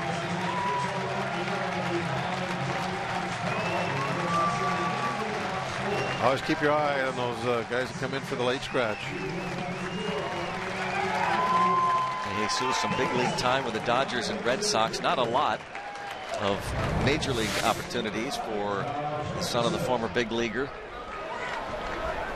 Got a ball upstairs and put it upstairs. 8 pitch at bat. Ivan DeJesus Jr., 300 career hitter in the minors. Line drive home run. Now Josh Harrison. So again, back to what AJ was telling Well, Robbie. it's just, for a guy that, you don't have to worry about trying to make teams, all that sort of thing. You come in, you're doing your work, you're getting your physical work in, getting your pitch count up over 100, and that's basically it. It's what he has to do, what he has to go through. And the stats really are, for that type of player, pretty meaningless. AJ Burnett getting his third start in. Ended up throwing exactly 65 pitches, 4 2/3. A couple of hits. Struck out 3. Did I understand this was first opening day? Yes. Wow, I wouldn't have thought that. First opening day start. Former Blue Jay, former Yankee. Speaking of opening day, extremely limited inventory available. Sure to sell out. Tickets for this game and the other high demand games of the season are included in certain season ticket plans. That open house going on at PNC Park. And you can be a part of all the action in 2013 by calling 1-800-BUY-BUCKS. Full season plans, lock in your seats to the biggest games like the opener and the entire summer concert series, including Neon Trees, Kool and the Gang, Third Eye Blind, and more. Call 1-800-BUY-BUCKS. Operators are standing by. Take your ticket orders, full season, partial season ticket plans, group ticket packages. 1-800-BUY-BUCKS. Call now. Do not miss out. It is sure to be a very special year.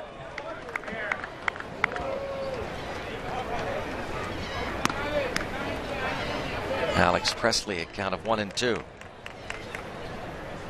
Infield hit in the first. Scored on a sacrifice fly, and fly to left field his last time.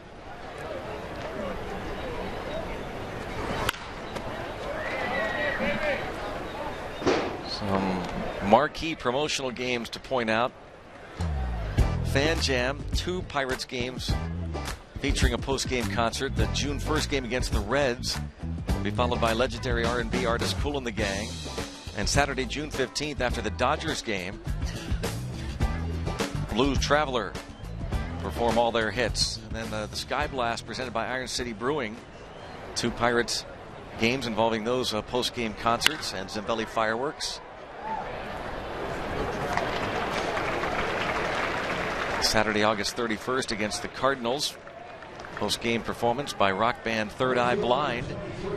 And then after the September 21st game against the Reds, Neon Trees will perform after the game against the Reds. So again, 1-800-BUY-BUCKS.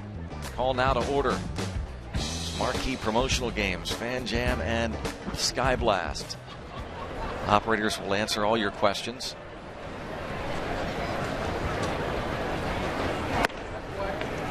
Travis Snider 0 for 2.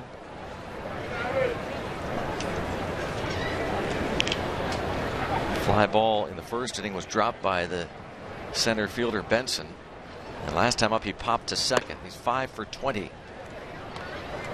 First couple of weeks of spring training.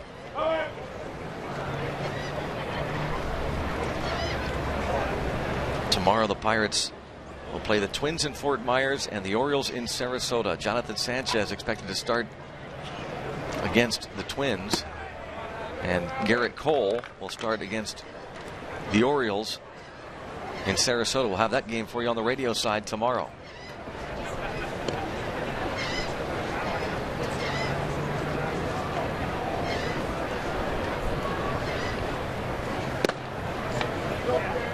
Three and one on Snider.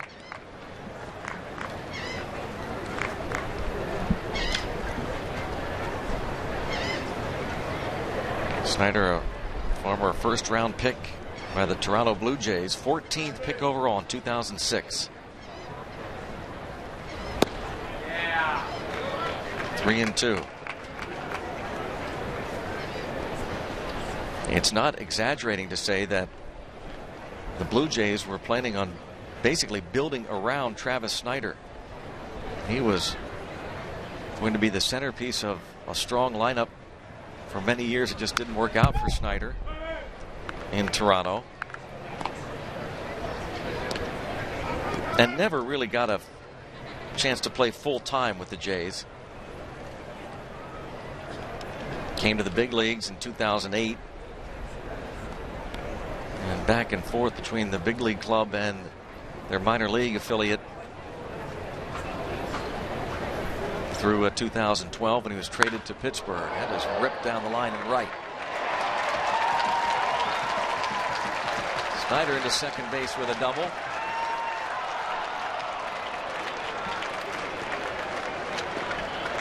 Almost kind of a tomahawk, wasn't it? Yeah. Ball definitely elevated a little bit in the strike zone up the top part of it.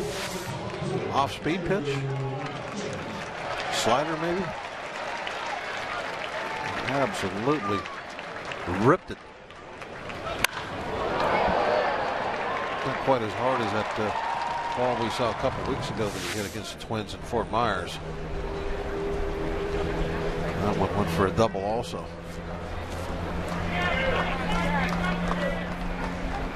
Here's McCutchen. Well, we're not sure we saw a healthy Snider last year in his short time with the Pirates. Very interesting to see a kind of start he gets off the first month or two of the season.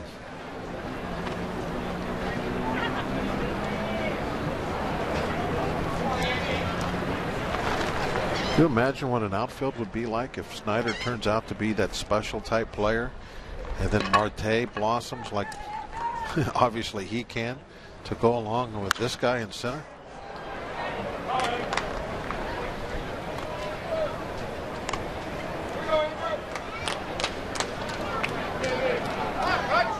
Oh, 1-2 on McCutchen. That'd be a pretty special outfield. Snider looks to be the type of guy that you could say is a 20 home run guy, especially in our park.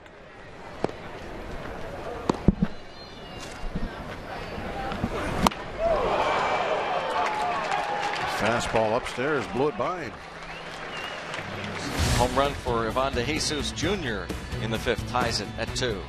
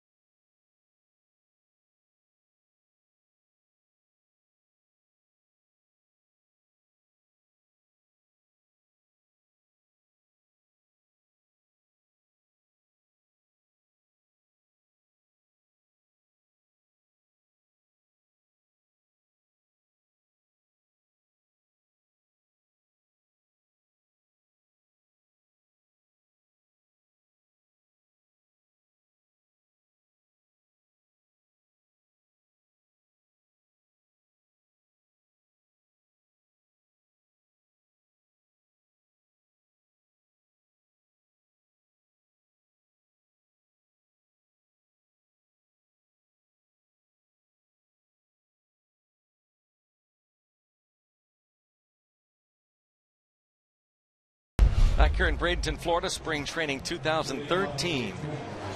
Pirates hosting the Minnesota Twins from McKechnie Field in Bradenton. It's a 2-2 ball game.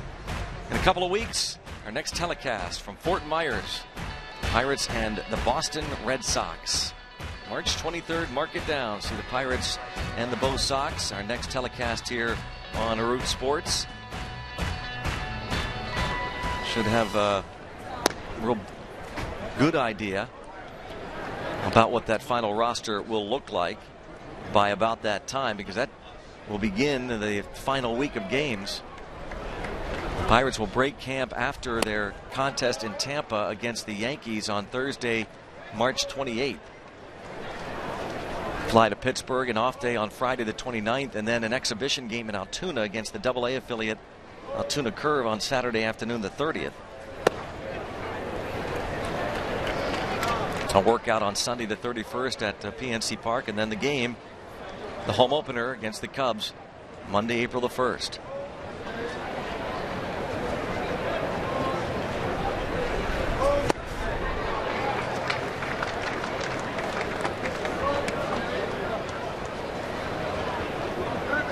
Jared, a little sloppy there. First inning he worked. See if he can clean this up, be a little more efficient this time. Get 3 ground ball outs.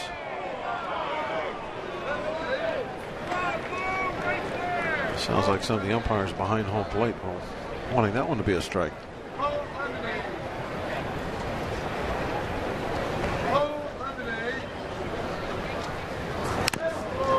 Yikes. Good piece of Sanchez. That would hurt a little bit.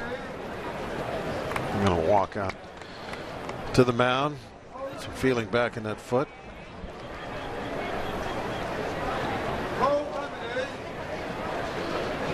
Hughes is quite a unique person as far as the way he is right now out in the middle of that diamond as the way he is when you meet him somewhere else.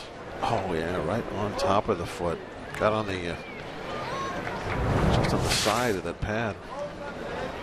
I don't know if I've ever seen anybody that is so different in out on the field as they are off the field.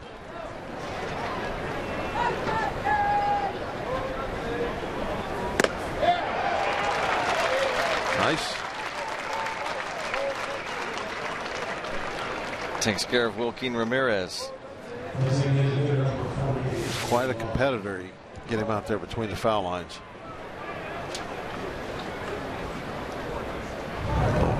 Movement down and underneath the bat, even though the ball was elevated a little.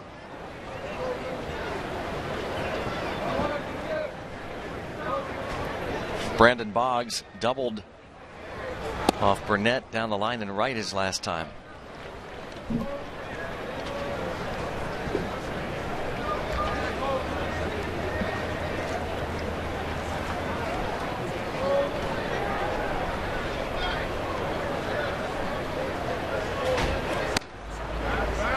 And a couple of strikes. You would think Sanchez Hughes are very familiar with each other.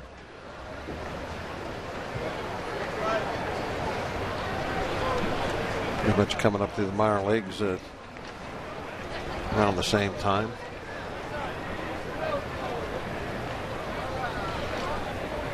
Jared's been able to make the jump.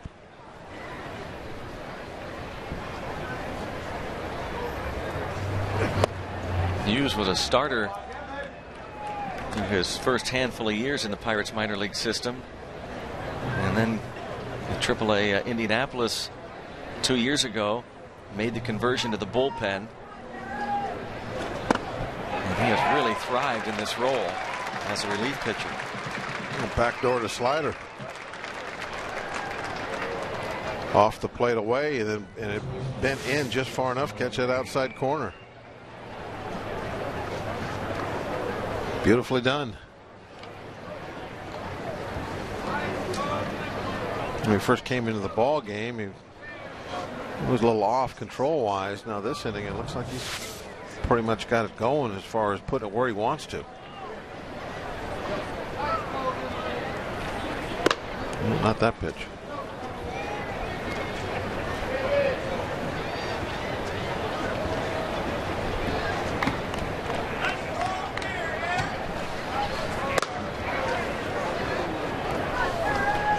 2-0 count. Brian Dinkelman now in right field has grounded out twice to short.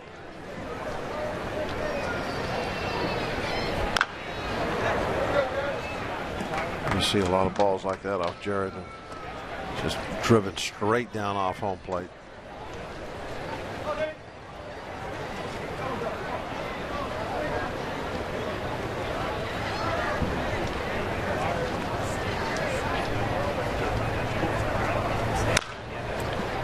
It's pounded into the ground, foul.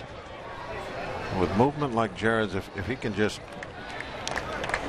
keep it at the knees, a couple inches below the knees, just right there all day long, he really doesn't have to do a lot of thinking or, what do I need to do to get this guy out? No, you just let your pitches get him out because your stuff is that good. Just the movement on the sinker and keep it down at the knees. John and I talked a little bit about this last night on the telecast regarding closer stuff. And down the road,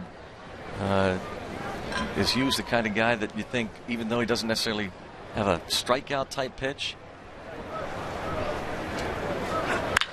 how necessary is that, I guess, is the question that will be answered next half inning, perhaps, at least discussed. 1, 2, 3 and out. I'm going to think on it, Greg. I know. I want you to.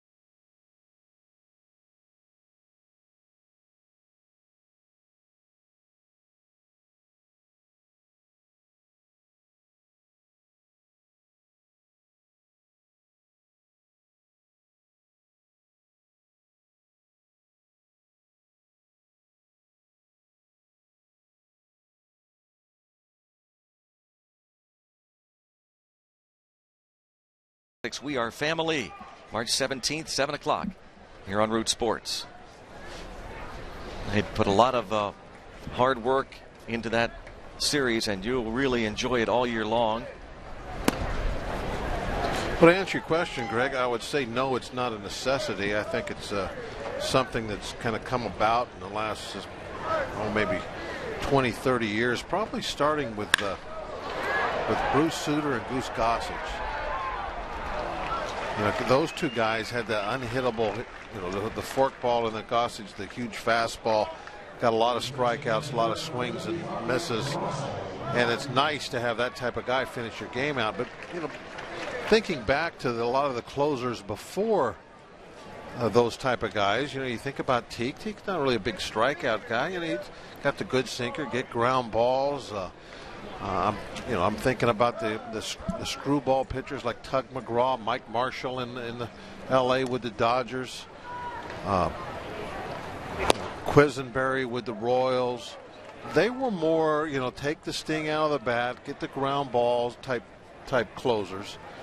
And so I'm thinking that we have gotten to a point in baseball where, the ideal, what everybody wants is that guy with the trick pitch that's going to get the swing and a miss, whether it's a great slider, a power fastball, something like that. But it isn't really necessary. I mean, you get outs. I mean, Mariano Rivera is the greatest closer in maybe baseball history, and he's lived on that sinking fastball, right? Mm-hmm. The cutter. The cutter. Yeah, the cut fastball. I think if everybody got their wish, they would want a strikeout guy to be the closer. And that is because? Well, because when the ball doesn't get put in play, nobody gets any hits. No mistakes, yeah. Yeah, there's no mistakes. And if you got that tying run at third and one out, if you got a strikeout guy out there, there's always a chance that the ball's not even going to be put in play. He'll still be at third base. So, but I think you can go too far with that.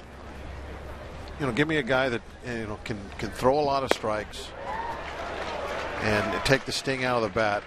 And if he's got the mental makeup for it, then I think he'll be just fine. You got to not be afraid of the bat, throw strikes. You'll get him out. Pretty good breaking ball there. Got Russell Martin out. So down the road, the original question, down the road, it's just because Hughes doesn't have a strikeout pitch doesn't mean he couldn't down the road. No. The answer to that, getting back to that question, to me, I think Hughes has to have better control. I think you saw a perfect example of why he can't be a closer right now is he doesn't have the consistency but being able to put the ball where he wanted to.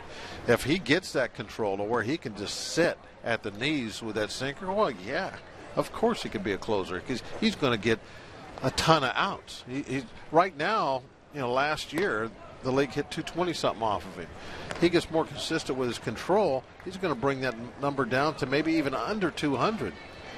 And if you can do that, yeah, you can pitch anywhere you want. You want to pitch the ninth inning? That's fine. But there's a little, youth. The way he gets kind of pumped up out there, I think there's inconsistencies in his control. And I'm not necessarily saying he's going to out walk a lot of people, but he leaves that sinker up out over the plate, a little bit. With a sinker ball pitcher, anything that gets up above the, mid thigh is high. And if you're going to do that, it's just a show. Put it on the hands, get it inside. But you have to keep that ball at the knees or below all the time.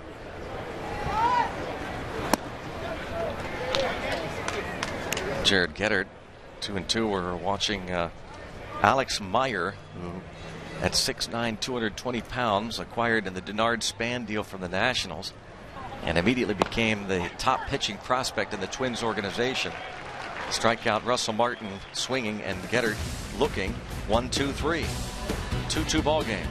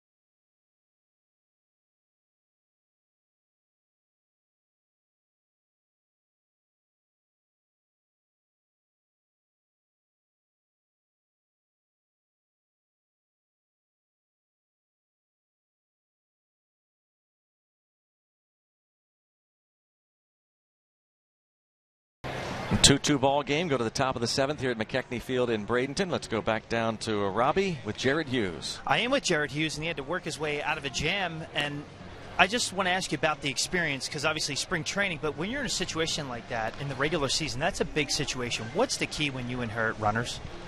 Well, the key is forcing contact, being aggressive and getting ahead in the count. I think that I also got to stick to my strength, which is down. So in the season, coming into that situation, I got to get the ball just a little further down. Broke the first guy's back, but the second guy I kind of went middle, and I should have gotten a little bit further down and forced a ground ball. What's the discussion like? If you can let us into anything, like whether you if you retire the side or versus letting him score, do you have any discussion with the starter ever in that situation at all? Sure. Well, we both definitely respect each other's outings. No matter what, we know how hard we're giving it out there. So I think that yeah, very rarely are there. I mean, I always, no matter how the starter did, come in, give him a high five, say, hey man, good work, way to get after it, and then usually they do the same for you. How about bullpens? They have a unique connection. All the middle relievers, the closers. You spend so much time together in the early stages of a ball game. What is that camaraderie like, and what do you guys do in the early stages of each ball game? We try to pay attention so we know what to do when we get in there. We know the situation.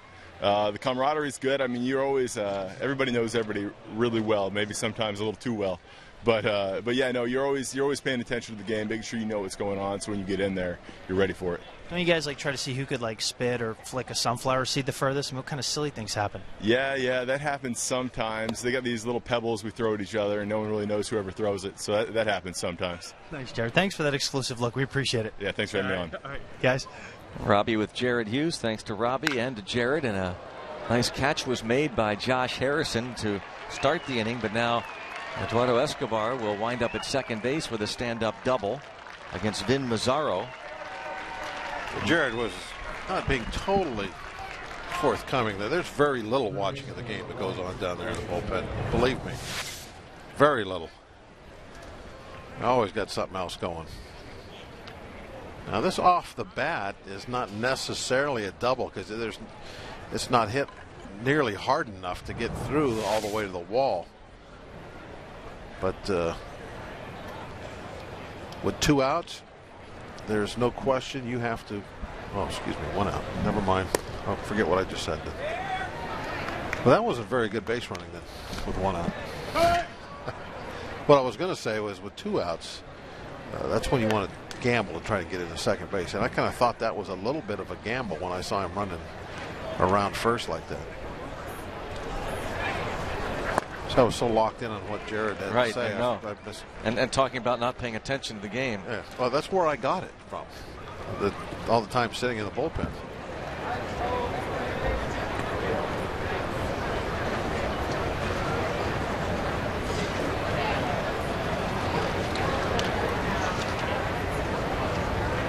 I told you about making the clay pots down there. Oh, yeah. Cups and saucers out of the little things, clay mound, keep you occupied. Bob Patterson used to work on gloves 24/7 down there.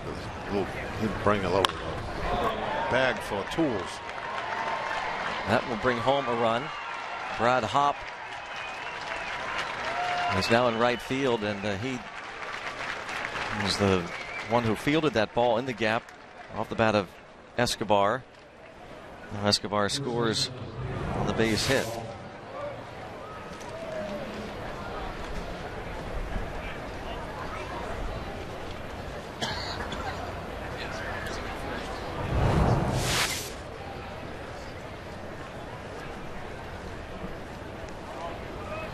Dan Rolfing's first at bat.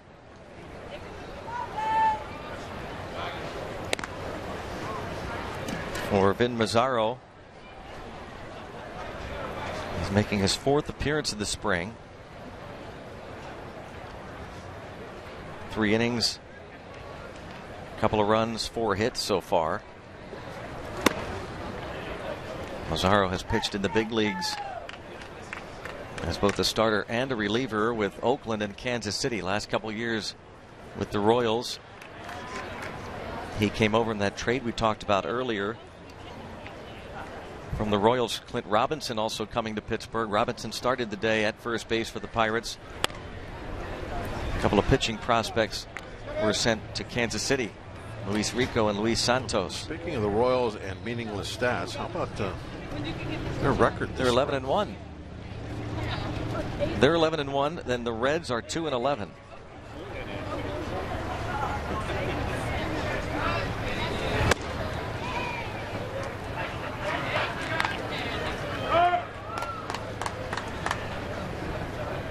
One ball, one strike on Rolfing. I don't know why, but for some reason I decided to kind of look at the standings and to actually keep that. And I saw that Kansas City had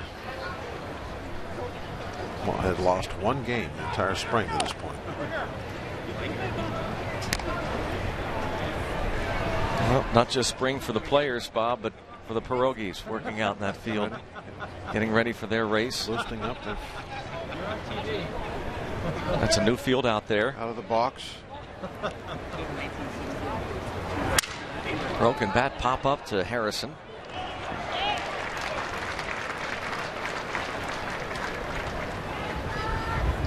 Yeah, they put that little field in just for doing, just leg work, drills, things like that. I've heard a rumor, though, that field might not be there all that long. Why not? They could turn that into a new clubhouse someday.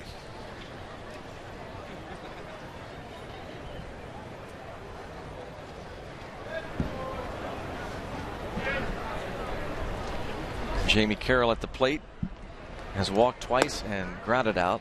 The new clubhouse has been updated several times, but it's still lacking.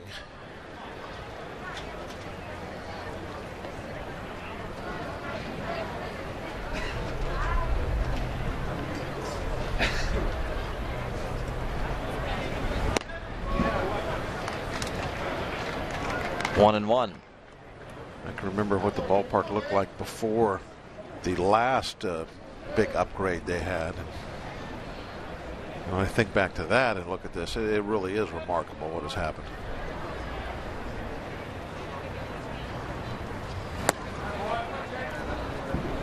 Yeah, you go back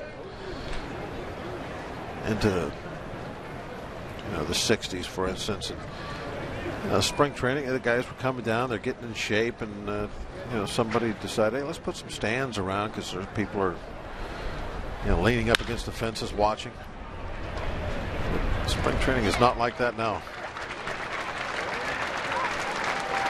Twins pick up a run against Vin Mazzaro and lead it 3-2. Seventh inning stretch time in McKechnie.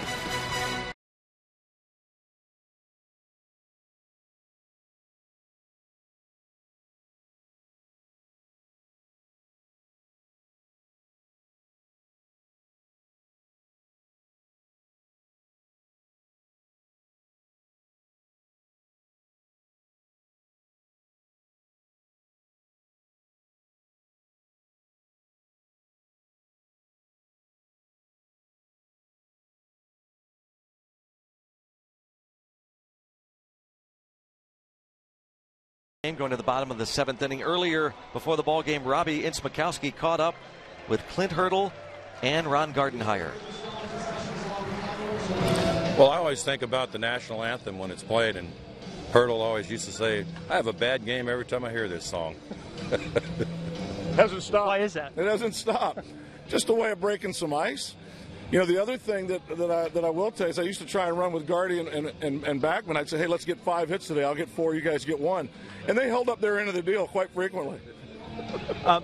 What do you admire about Clint Hurdle as a manager? Well, everywhere he goes, he lightens up the attitude, and they always play and win.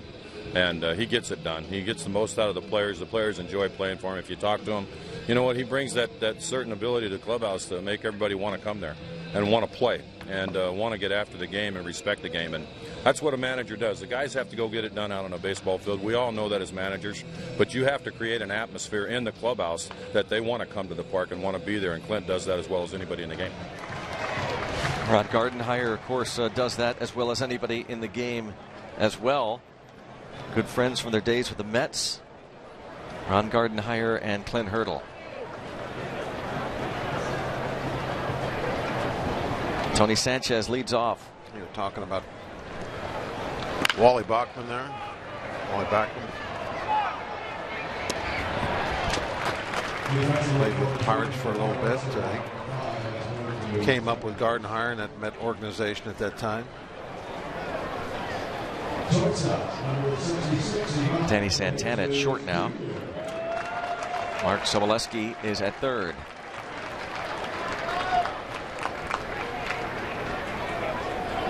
Ivan DeJesus homered in the 5th inning off Casey Fine. That tied the game at 2. Twins picking up a run in the top of this 7th. Eduardo Escobar moving over to second.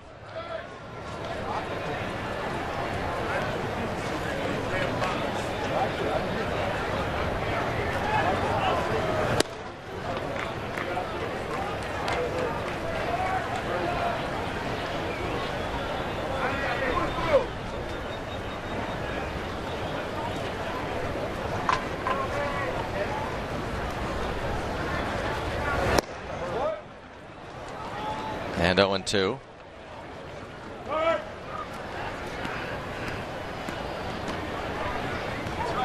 DeJesus involved in the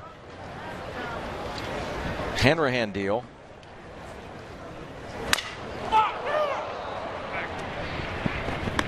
Broken bat 3-1 on the putout. So Alex Meyer, a big right-hander, 6'9", 220 pounds, came over in the deal with the Nationals late November. Took about 6 strides to get to first base. He'll be 23 at the start of the season. Pretty good ability to spot the fastball for a youngster. Looks like he throws pretty hard. That 0-2 pitch. Exactly where he wanted to throw it. Just like that one. We saw that first inning at work, that big curveball he's got.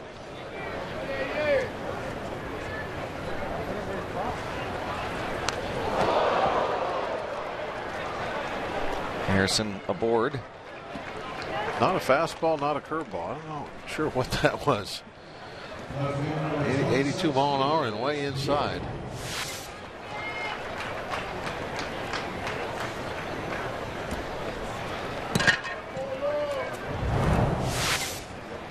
Harrison aboard for Felix Pie. One of the things that you always look for right away with a very tall pitcher is how slow is he to the plate. Certainly it's tougher for those guys to be quick. So maybe somebody that Jay can run on. Get himself into scoring position. Carries the tying run in this game. Yep, right away he takes off. Boy, big kick. He's got to be in the 4-4 range, maybe 4-5 with that big kick. Jay should be able to get a great jump.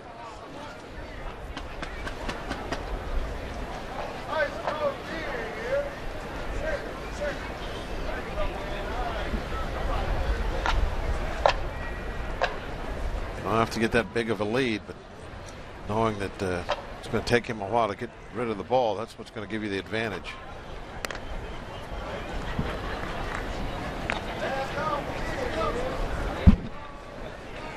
Meyer pitched a 1-2-3-6. Felix Pie hitting .278 this spring. Non-roster invite, 5 for 18.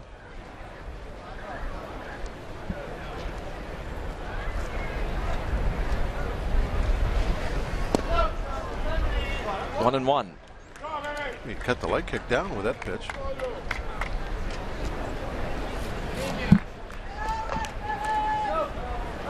Last season, AAA Gwinnett in the Braves organization, Felix Pie.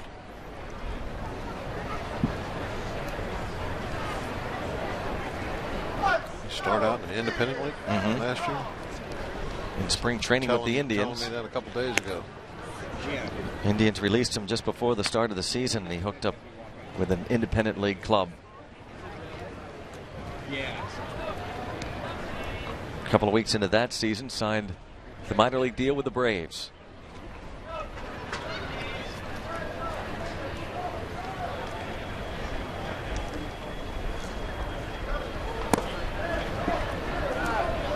2-1. Alex Presley started in left field, was 1 for 3. Had an infield hit in the first inning and scored on a sacrifice fly by Clint Robinson. This one, Jay's going to take off this pitch. Wrong. 2-2. We should keep track of that this year, huh? In terms of right and wrong. You really want us to? Yeah. You sure? Just to prove how right I am most of the time. What do you think? I think it's a good idea. It's like when the umpires feared instant replay. All it did was prove how good they are. Oftentimes they're right. I think he's going to run on this pitch.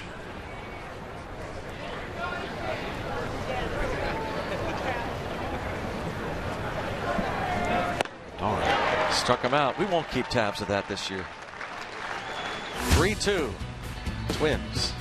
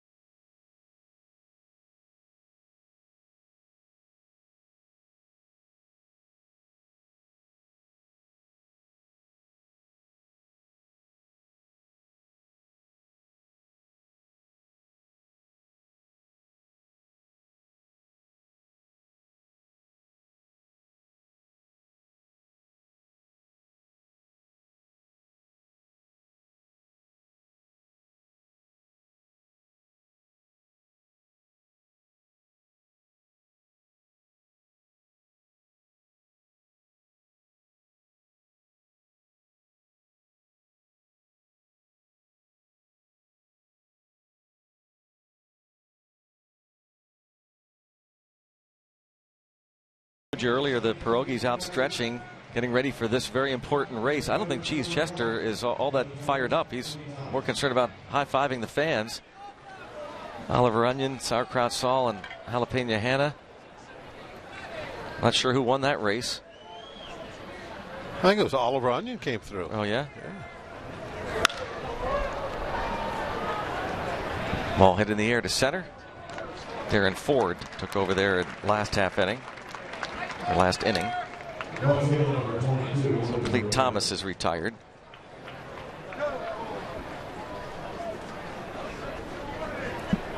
Vin Mazzaro gave up a run in the 7th.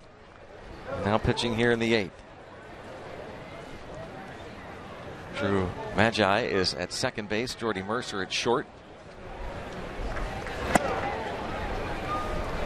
Matt Haig last inning took over at third, and Matt Curry at first. Lucas May is now behind the plate.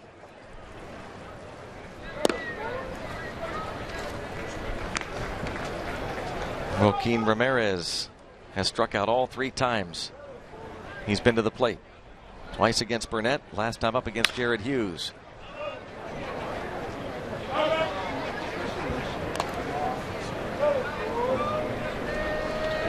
He's staring at another one.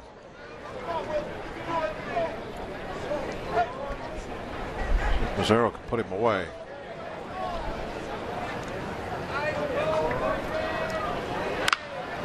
Nope. He got one put in play. Jordy Mercer, he lifted his head up just a bit.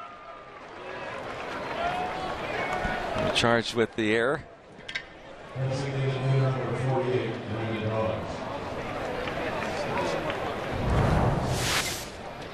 Good pitch, fastball with a 2-strike count right on the thumbs. Just like you called it, Greg. I think he looked up, checked the runner before he had the ball put away.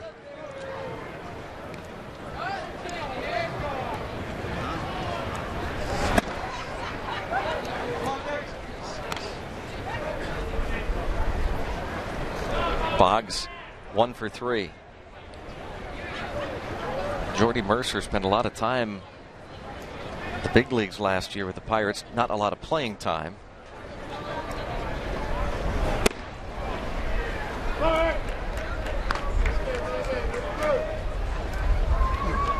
Thinking about Jay Bell, being the hitting coach. Jay Bell is also a Gold Glove shortstop. He may be able to have some positive effect this year, even on the defensive side. I'm sure he's going to put his thoughts out there occasionally on certain things. I wonder how often that your hitting coach is a Gold Glover. Probably not routine. Now that would be an interesting stat. It's a line to left and the carry out to Felix PA. Again, call 1-800-BUY-BUCKS. Operators standing by. Full season ticket packages are on sale now. Enjoy the best seats to the biggest games. Purchase now, you'll get tickets to opening day against the Cubs, the summer concert series, including Kool and the Gang, Blues Traveler, Third Eye Blind, Neon Trees. Call 1-800-BUY-BUCKS to order full season ticket packages. Enjoy the best seats to the biggest games all season long. Hi, boy.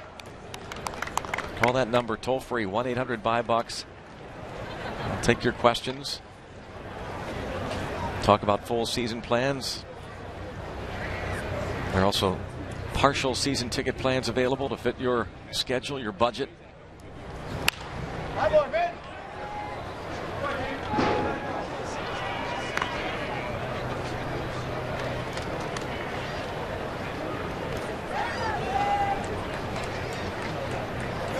Partial season plans, the 41-game half-season plan. Features every Friday, Saturday, Sunday home game, plus the opener. 20-game plan and the 10-game plan.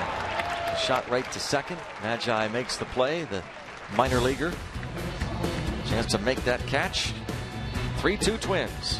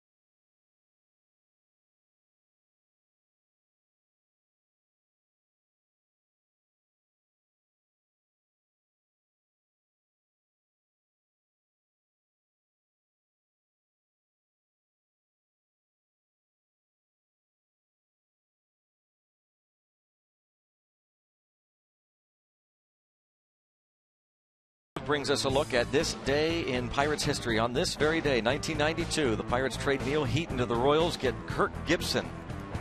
Gibson ended up adding 193, 2 home runs in 16 games before being released by the Bucks. A trade made on this day. Thanks to Day Automotive, we're going to make your day.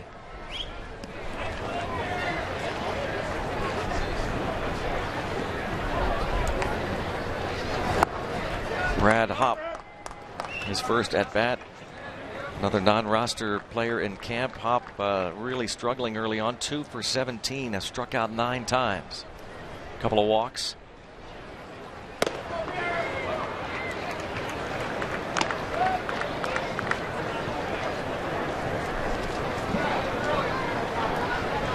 Sometimes they are younger players trying to break camp with a team, and then you've got veterans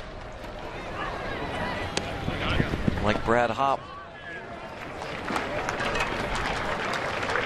And he's retired, went away. Kirk Gibson,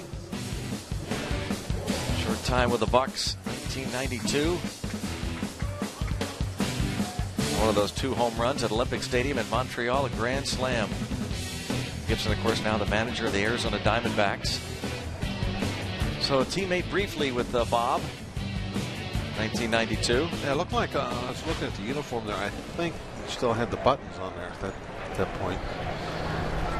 They ended up going to Velcro for him. Because after every game, instead of unbuttoning his shirt, he would just rip it open and the buttons would just go flying everywhere. He did that after every game.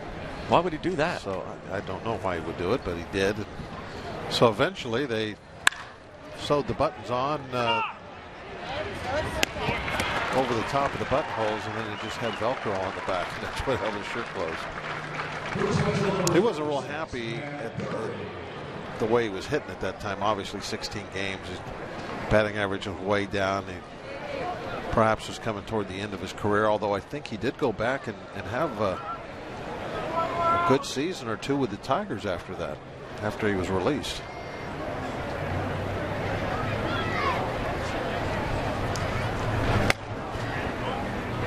Well, we know what Gibson's doing. You ever run into Neil Heaton? I haven't seen Neil in years and years. I know you're a fan of his. He's a very important part of that division-winning team. Is a base hit, Matt Curry. Singles to right, Matt Curry, a minor leaguer coming over from Pirate City, 16th round pick 3 years ago.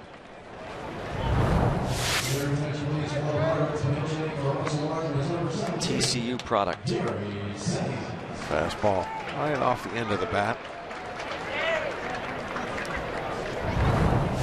Well, I know that Neil is, wherever he's at, he's probably got a bow in his hand. He's great. Great bow hunter. Just loves it. It used to be one of his, well, it was his absolute second, thing besides baseball that he talked about all the time was archery. He had a real good friend with Jim Kelly, somebody that I'm sure you know very well.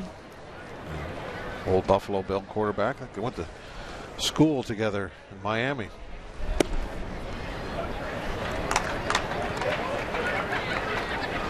Jerry Sands pinch hitting for Russell Martin, who was the DH and was 1 for 3.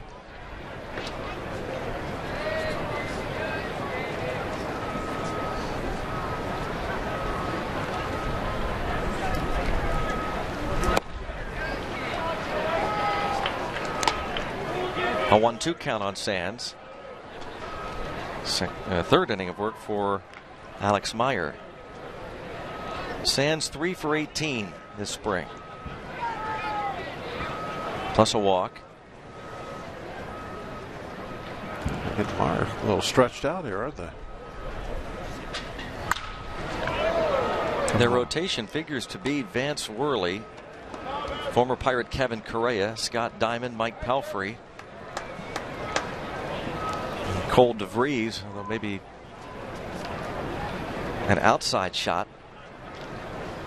Alex Meyer, but probably won't be too long before you see him in the big leagues either way. Last fastball, 97. 1-2 pitch. 6-4 on the putout. We played 8 at McKechnie, and the Twins up by 1.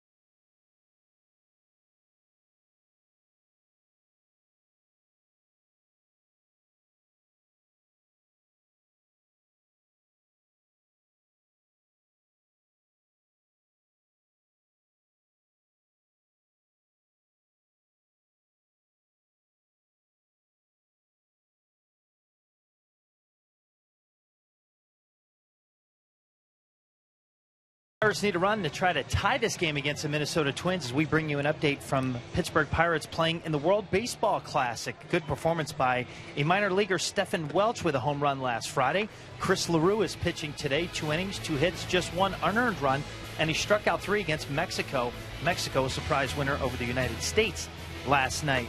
Jason Grilli earned the save on Thursday against Mexico himself. That did not come without any drama. He and Twins catcher Drew Butera were the battery, and Grilli disagreed with the call late, thought he had a strikeout, Greg, and as it turned out, he did not. Things got heated.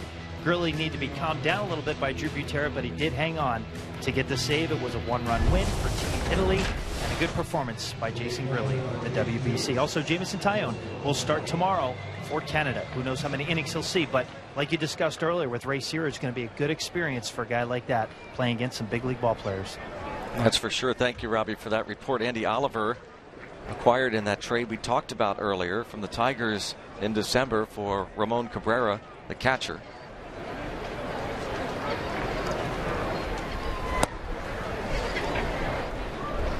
Just taking a look again at that Chris LaRue outing. He's facing Mexico now in the bottom of the 3rd. And he's at the 57 pitch mark. I believe it's a strict 65 pitch limit. Their first outings. Andy Oliver pitched against Spain here at McKechnie 4 days ago.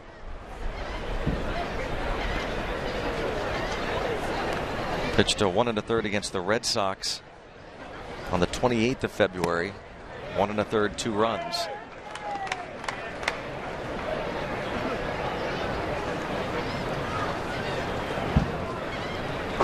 Oliver made a couple of starts 2 years ago with Detroit. Spent all of last season at Toledo, their top farm club, the Mud Hens. Bouncing ball toward third, Matt Haig. Throws on to Matt Curry.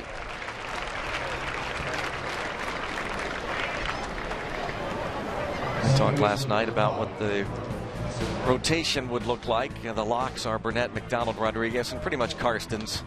And Jeff Locke and Con McPherson, for the most part, battling for that 5th spot. Outside shots for Shenmar Gomez and Andy Oliver.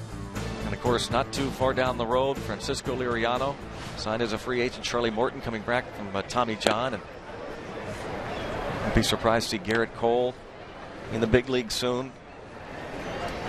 And Jameson Taillon. Yeah, from what we've seen out of Taillon, he's not too far away either. He was very impressive, the outing that we saw here at McKechnie.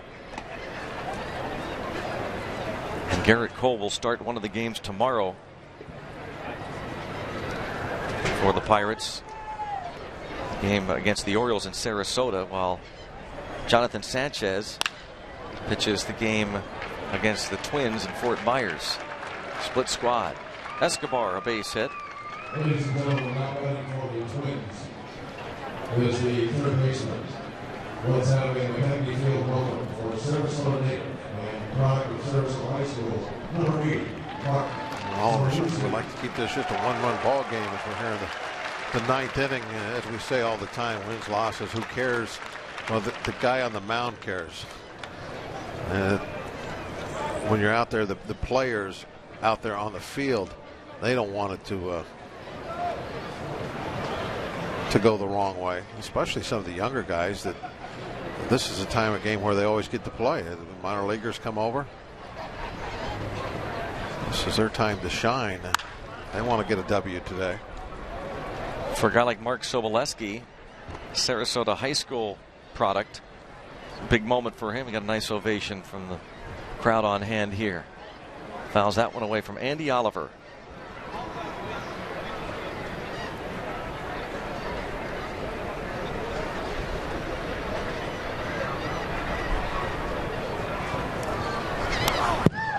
Back to the backstop. To second base goes Escobar. I don't know what Oliver wanted.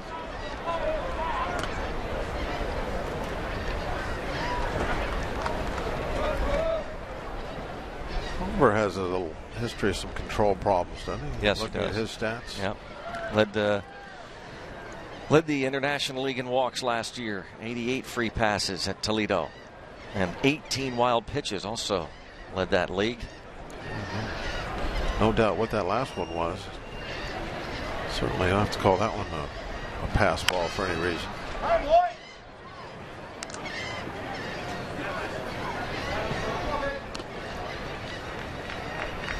One ball, 2 strikes, the count on Sobolewski. Andy Oliver was a second-round pick of the Tigers in 2009.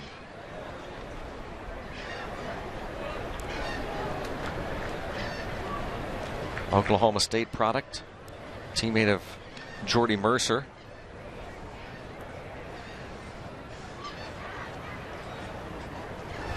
And there is Mercer, unable to handle that hard shot.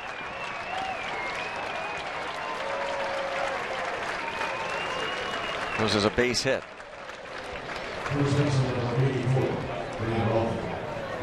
Ball hit hard, just ate Mercer up.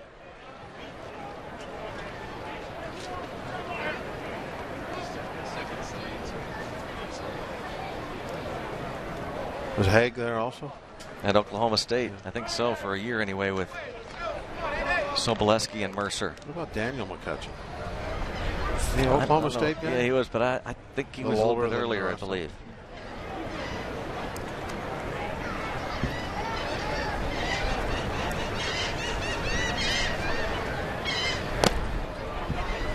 Jaramillo? Jason Jaramillo, yeah. Take a look at all the Oklahoma State products. John Russell.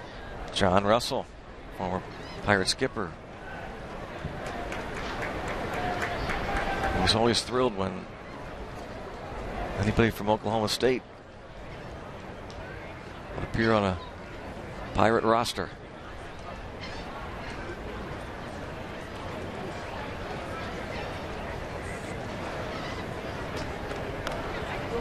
Dan Rolfing at the plate.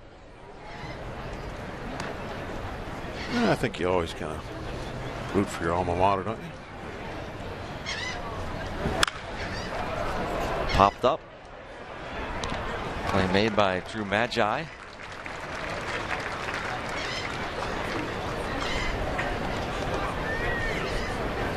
Yeah, I would think so. That makes sense.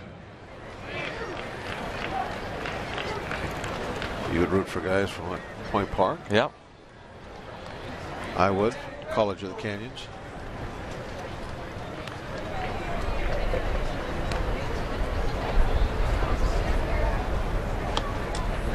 Danny Santana at the plate.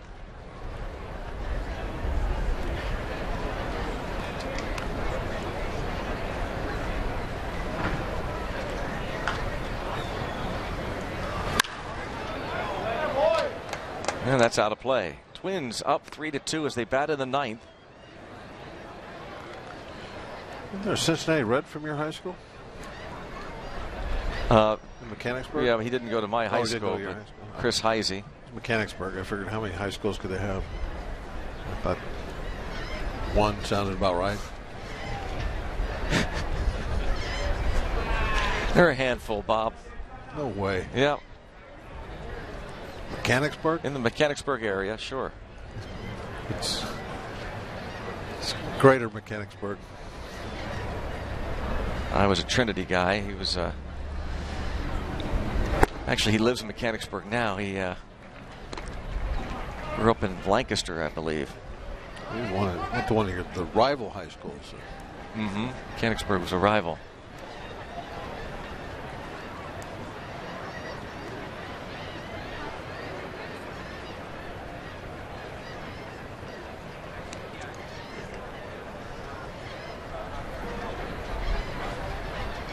One ball, one strike pitch.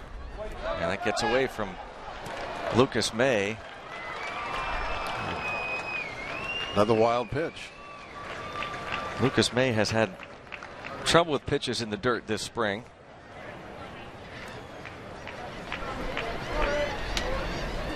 He's a non-roster player in camp. Talking about the great job that Tony Sanchez has done blocking balls in the dirt.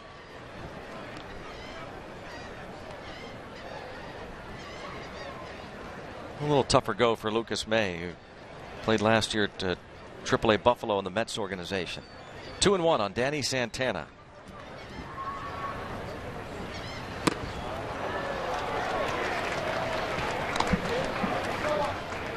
Two and two.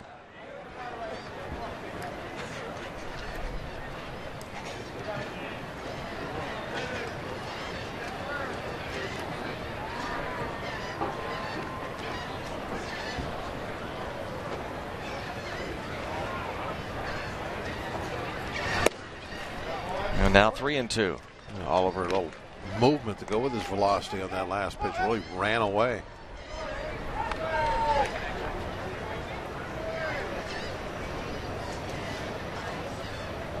Full count.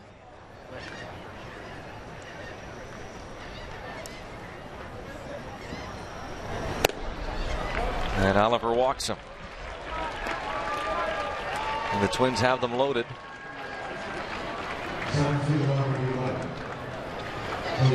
Brings up Clete Thomas.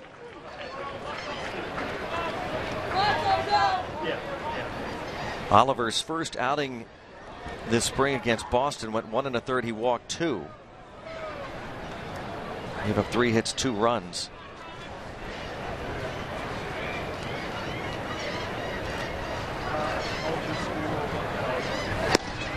Players that are on the bubble, and I'd have to guess that Oliver is one of those bubble type players to make the club. Each outing is so precious for them, even though it's early in spring training. So important for guys like Andy Oliver to make the good first impression, and chopped towards second. Magi up with it and on to first, and a late wide throw, and the run scores to make it 4-2. Infield a hit for Clete Thomas. You know, with a guy like Oliver too, Greg, there is a book on him, as you mentioned earlier, about his wildness. That he led the International League last year, correct? Yep. In base on ball. So the one thing that he doesn't want to have happen here are wild pitches and walks. That, you know, if he's going to go out there and have a rough inning, he would rather have it that they get some hits. He needs to lose that tag of struggling with control. And that's the step. I mean, you just look at his arm. You know, he's left-handed and can throw in the mid-90s. I mean, right there, you got a leg up on everybody. But you have to show that you can throw enough strikes, and that's what he needs to do to really permanently make the jump to the big leagues. Visit from Ray Searage. You know, Ray wanting to kind of slow things down for him a little bit here too. To just kind of call timeout and just let him get out of the rut that his mind is in. You know, as far as the inning getting away from him, and also telling him that, hey, you know, it's not like they're hammering the ball all around. You just, you know, get consistent in the strike zone. There's been a couple of plays should have been made for you. They weren't. So everything is fine. Just take a couple of deep breaths and get back after the hitter.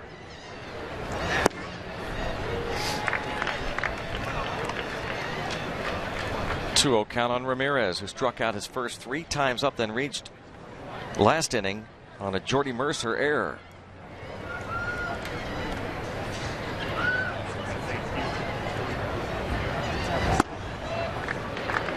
And 3-0. Seagulls are expecting this game to be over soon. Over at third base, Sobolewski at second, Santana at first, Clete Thomas.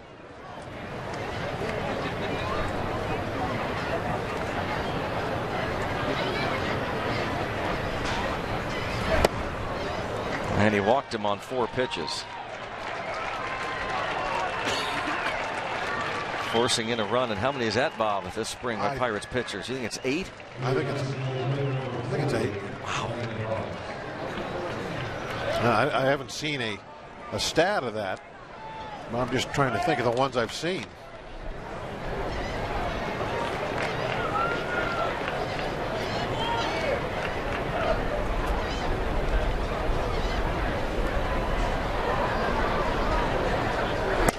It's so odd to see that number. Like, over the course of the season last year, 6 months, how many times did we do that? Once or twice, maybe. I'm sure. And here we've 8 times in 2 weeks. And if Oliver's not careful, there's one thing here about the pitching staff that kind of jumps out about anything else this spring. To this point, it's extremely early, but there are several ball games where they just are not throwing enough strikes. 3-0.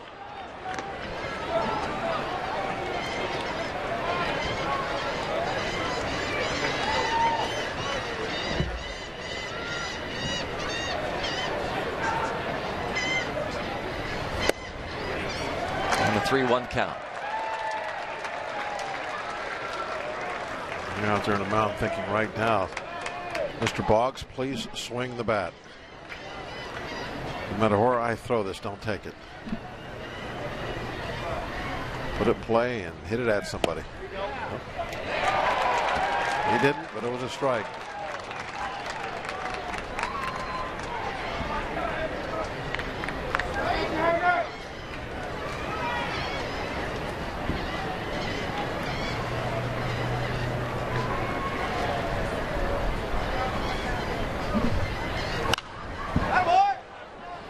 Do it again. 3-2 the count. Andy Oliver got the first out and gave up the base hit to right field by Escobar. Sobolewski, the hard one-hop shot off of Jordy Mercer that went for a hit. Got the second out on a pop-up, then a walk, an infield single, and another free pass. Another 3-2 pitch. And a pop-up that is playable. Lucas May, the catcher. Matt Curry calls him off and drops the ball.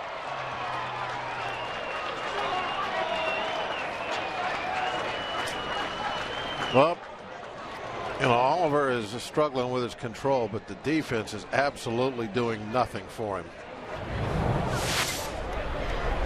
This is the third ball that could easily have been an out.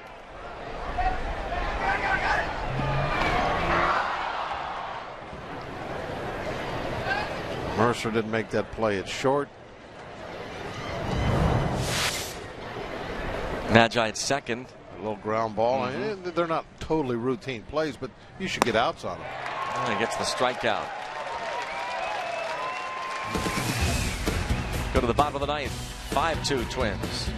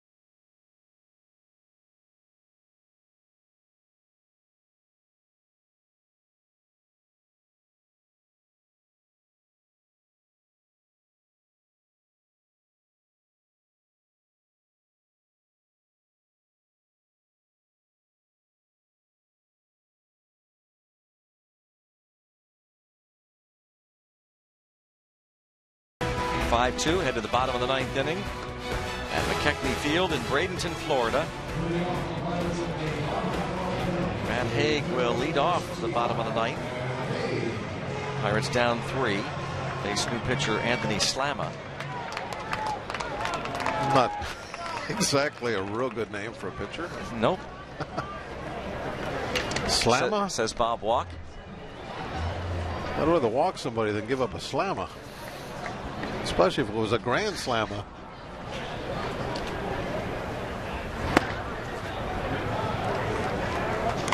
Hey, getting 278, 5 out of 18. Of course, if you're a closer, you could be slamming the door. There you are. I'm sure that's how he would spin it.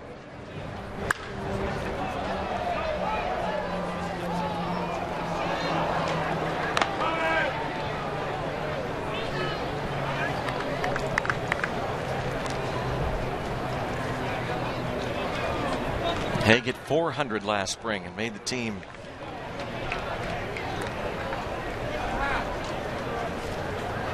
Hits collector.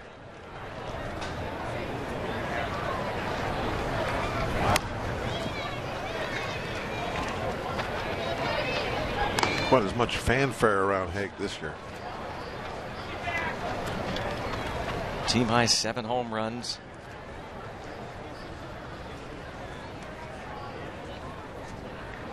Option back to Indianapolis on the 14th of April. Popped up, right side. Escobar makes the catch. 1 down in the 9th. And that brings up Lucas May. Number 73, Lucas May.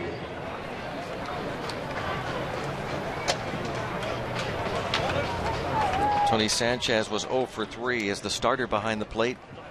This is May's first at bat today. 5 for 13 this spring.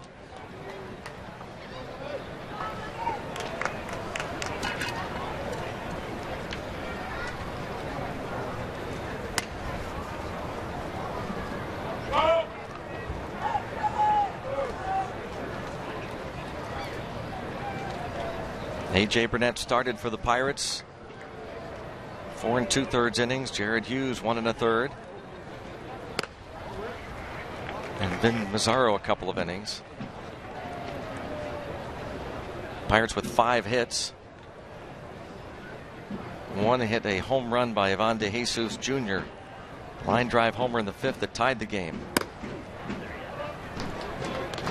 Russell Martin was 1 for 3 as the DH. He doubled in the 4th. Alex Presley had an infield single. Travis Snyder had a 5th inning double. And last inning, Matt Curry with a base hit. Those are the hits today for the Pirates. 3-1 count on Lucas May.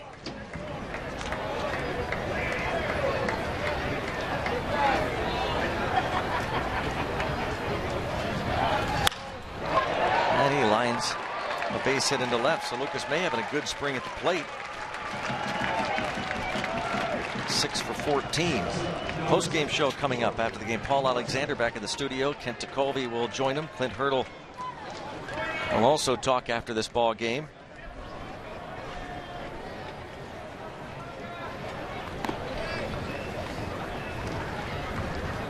Robbie talks with Russell Martin as well. Figures to start tomorrow behind the plate.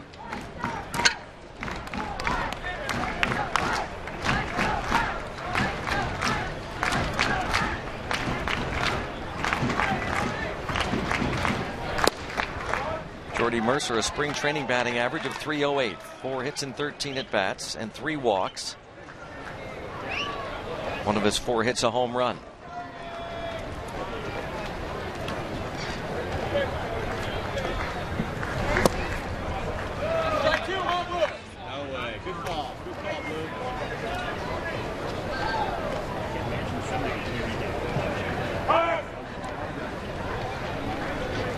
One ball, one strike.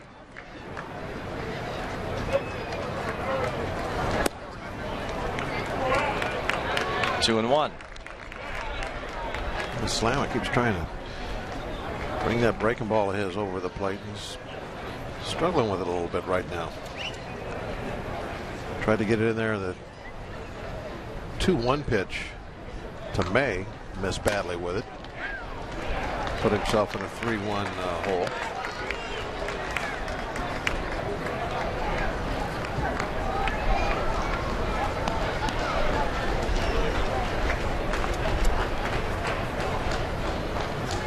It must not really have a lot of sharpness to it, because not only is he not getting it called for strikes, he's not getting any chases of the ball. 2 aboard.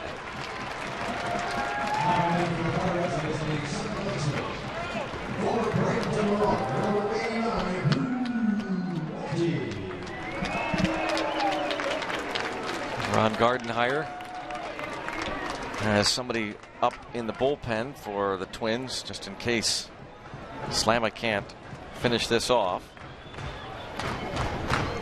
Between Virgil Vasquez, how about that? Former Pirate, non-roster player in camp. That shot of Gardenhire. I was going to mention, between he and Kelly, they have really hit the jackpot manager-wise over the last couple of decades. They've had 2 guys that both highly successful. 12th year for Gardenhire. You see so many teams change managers so often, but not the Twins. But Kelly had to be there for about a dozen years also, wasn't he? Yep. Before Gardenhire got the job. So Drew Maggi, the 15th round pick 3 years ago out of Arizona State, tries to keep this alive.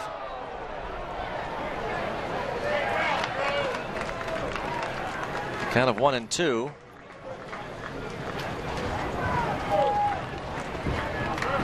Slamma tries to end it. 2 on and 1 out.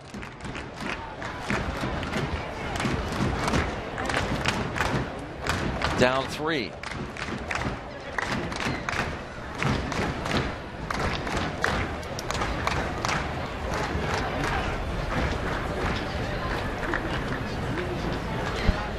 Slamma's not liking what he's seeing sign-wise. Shook off at least twice there. Playable. Foul territory, 2 outs.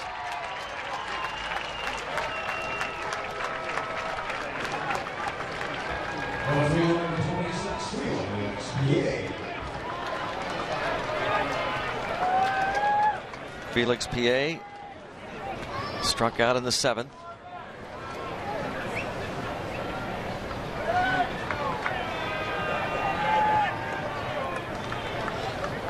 (5-2) Twins.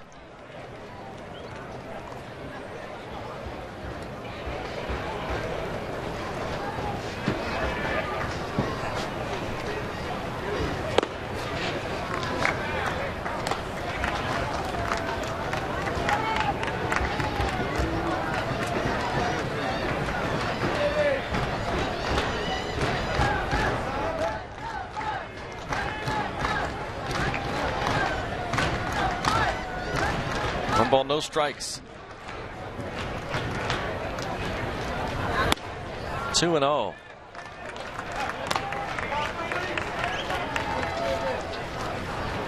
PA.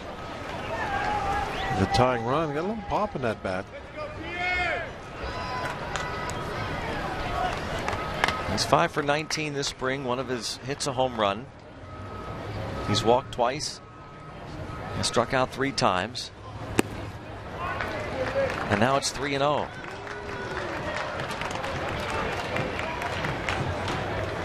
Draws a walk here, sets up the Grand Slamma.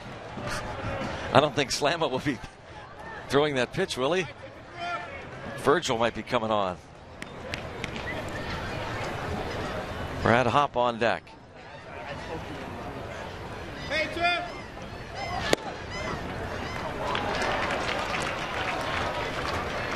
I can remember having to throw that 3-0 pitch all the time. You get it in there for a strike, and it seems like, well, that was easy. Why didn't I do that in the first pitch?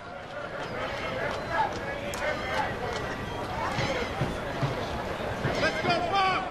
Pitchers are not very smart at times. 3-2. Throwing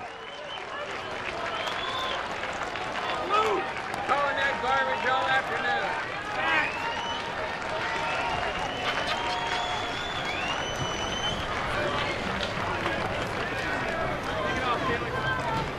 Full count, 2 on, 2 out, down 3.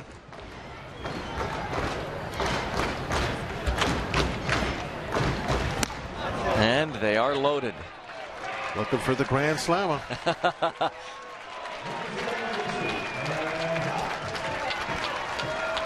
Who's going to give up the grand slammer?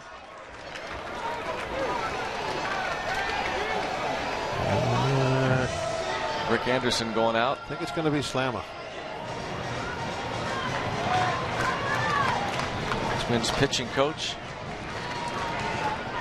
You got time for 10. It's a 3-0 count.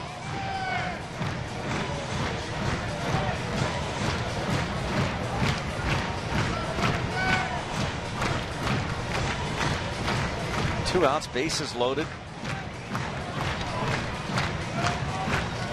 Brad Hopp coming to the plate. Hopp grounded out in the 8th inning. Played for Clint Hurdle with the Rockies. Had some fine seasons big in Denver one year. Drove in RBI, 116 runs in 2007. Big RBI here. 29 homers. He had a grand slammer that year. And it's ball 1.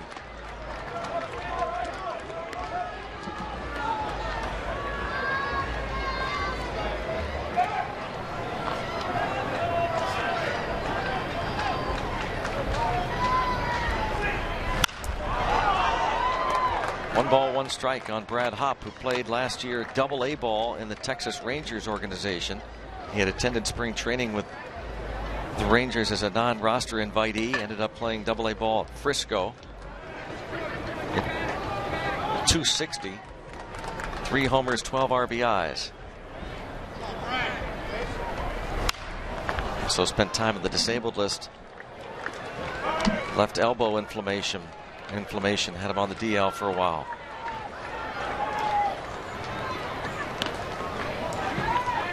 One and two.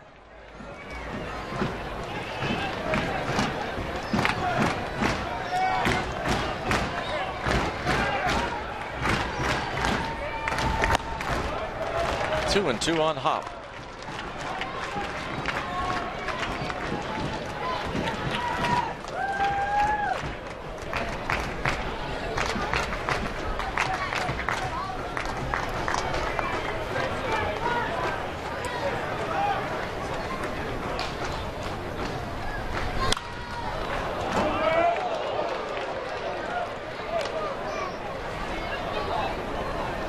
Brad Hopp, 33-year-old Fort Worth, Texas native.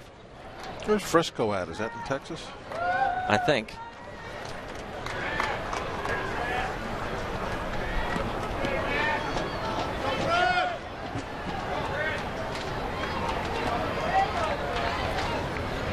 I was just thinking about for him to go to Double-A with his pedigree in the big leagues. Frisco, you would think, would have to be close to maybe where he grew up or still lives or something. Frisco Rough Riders, the Texas League. Frisco, Texas. 3-2 the count. There you see the base runners. May, Mercer, and PA. No place to put Brad Hopp. 3-2 count. Ground ball, base hit. Going to score a couple runs.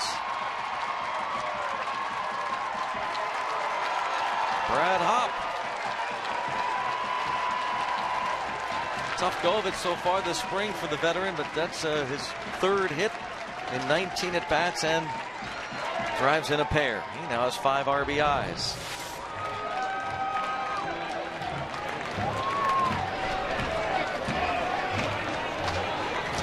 Brown single to right. Well, it wasn't the slammer we were looking for, but it hopefully is going to be enough. Lucas May and Jordy Mercer score. It's got to make Hopp feel a little bit better. He's a veteran guy, been around a long time, so he's not going to get real up and down with motion wise. But up till this point, he's had a tough time with the bat, so he feels good about that base hit. Virgil Vasquez now pitching. We'll be back.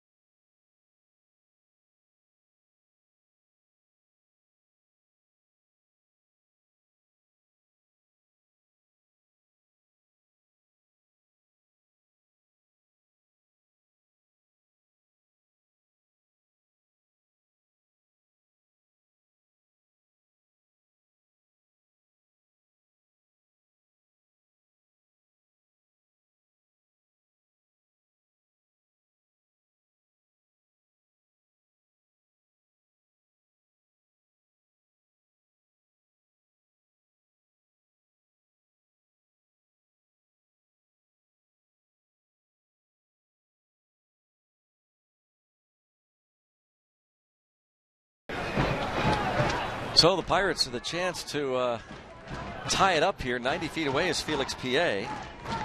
Darren Ford, another non-roster invite, is at the plate. And there's Virgil Vasquez. Last season, Independent League. 4.44 ERA.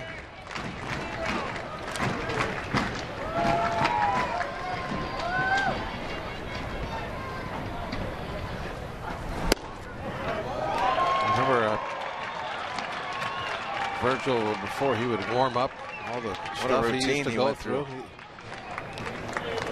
Most starters, they get out to the bullpen maybe 20 minutes before the first pitch. He was out there well before that. 20 minutes of little exercises and stuff he'd go through before he even touched the baseball. 2009, he made 14 appearances, 7 starts for the Pirates. 1-1 on Darren Ford.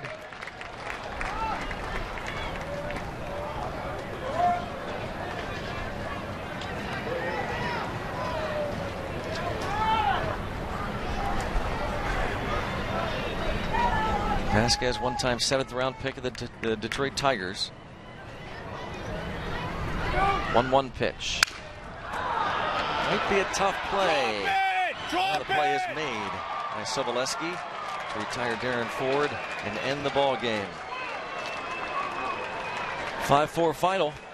Well, you know, the good thing about today was the start by AJ. He went out there, he looked sharp, he got his work in. Got his pitch count up there, so that was the good part of the day. Yeah, good work from A.J. Burnett and Jared Hughes. More to come, post-game show. Paul will have more from the studio. 5-4 final, Twins.